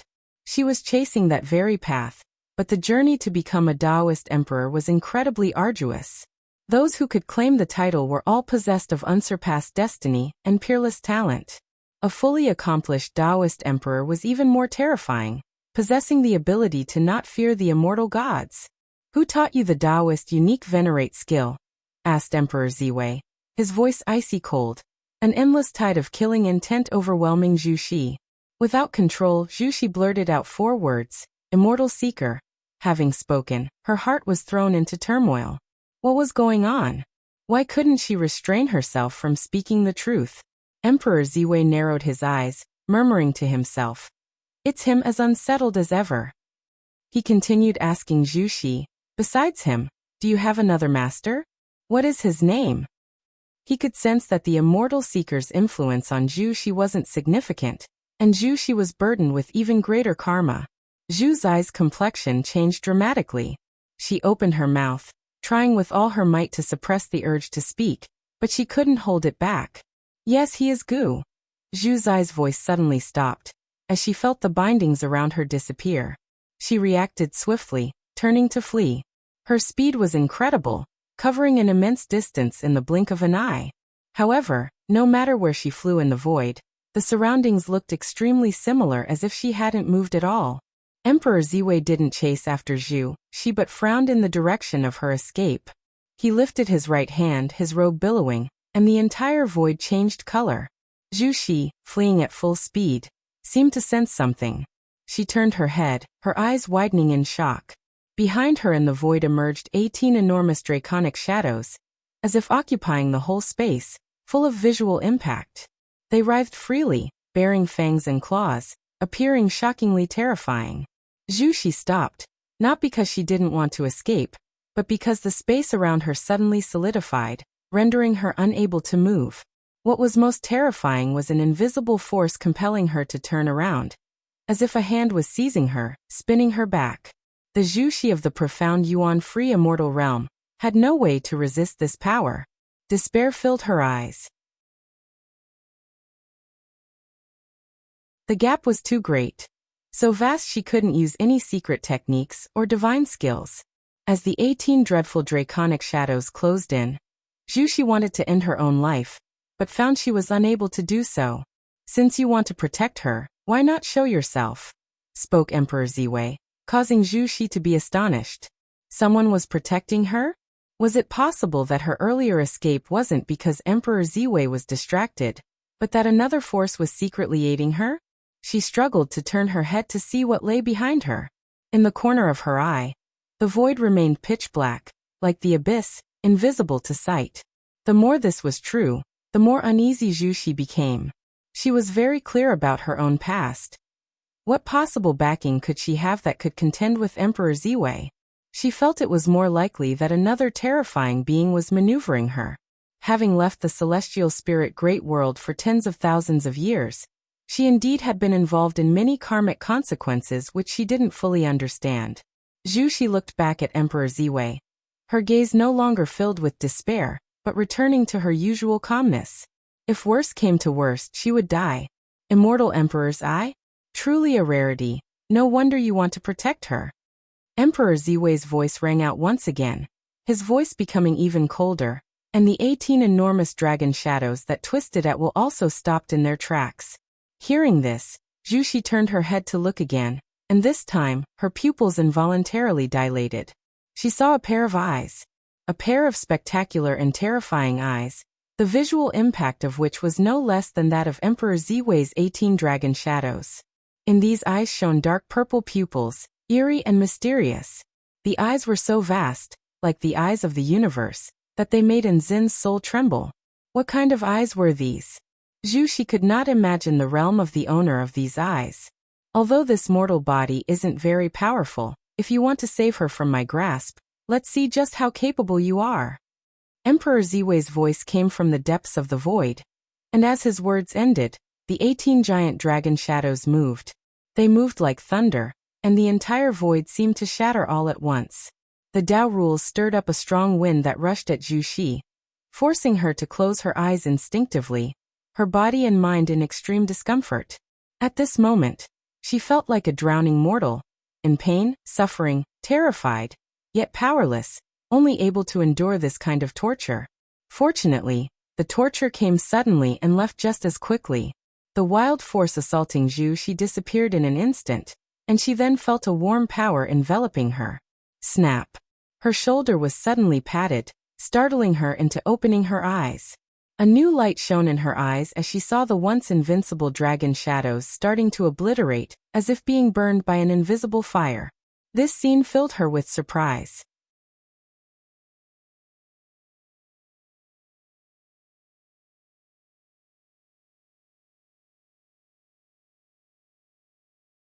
Chapter 6:11. Golden Extreme God Guan watched Zhu Shi leave through the void, using his own Tao intent to carve a path for her that crossed the universe. Although Zhu Shi had already reached the Shengtian tier before she paid homage to him as her mentor, they had, after all, spent many years together, and he wouldn't skimp on giving her a hand. Of course, the reason he dared to make a move was because he had no fear of Emperor Ziwei. Not just Emperor Ziwei, Guan also didn't sense any danger following the cause and effect linked to Emperor Ziwei. Naturally, he still held the celestial court in awe and thus did not directly confront Emperor Ziwei. His fate pen and infinite sword book could be used to strike enemies from afar, and over tens of thousands of years, apart from refining Tao treasures, he had been continuously strengthening both the fate pen and the infinite sword book. Some things need not be used, but cannot be too weak. In his unmatched years, Guan enjoyed conjuring enemies for himself. He would even imagine facing the entire celestial court. A figure arrived beside Guan. It was Zhu Xinglan, his foremost disciple from the main peak of Human World Peak. Tens of thousands of years might seem long to mortals, but for disciples of a major sect like the Human World Peak, it wasn't considered very long. Over these years, Zhu Xinglan maintained utmost respect for Guan, and was very organized in handling matters, so Guan would, from time to time, give him some guidance. However, the two were not in a true mentor-disciple relationship, and Guan didn't truly wish to take him as a disciple. Master, Tao Court has invited Human World Peak for a second discourse on the Tao, and the main peak would like you to attend as well, Zhu Xinglan said respectfully. Guan had always maintained the cultivation level of the first tier of Human World Peak. Not only did he hold a high position and wield significant power, but heaven-defining peak had also become the second most important peak after the main peak. I need to travel and see the world. When the time comes, we'll see. I might as well head towards Tao Court. If I can make it, then that's good. If not, they won't miss my presence, Guan casually replied. Zhu Xinglan smiled helplessly, but dared not insist further. After all these years, Guan was always like this, free from any mercenary interests. He figured it out. Guan's choice to join Human World Peak was likely due to Baizia's invitation, casually accepted in his laid-back manner. Zhu Xinglan began to speak of other matters. The current era teemed with emerging prodigies, with ancient great cultivators unable to overshadow the luster of the younger generation. As each peerless prodigy rose, various myths emerged as if those peerless figures were immortal gods descending from the celestial court.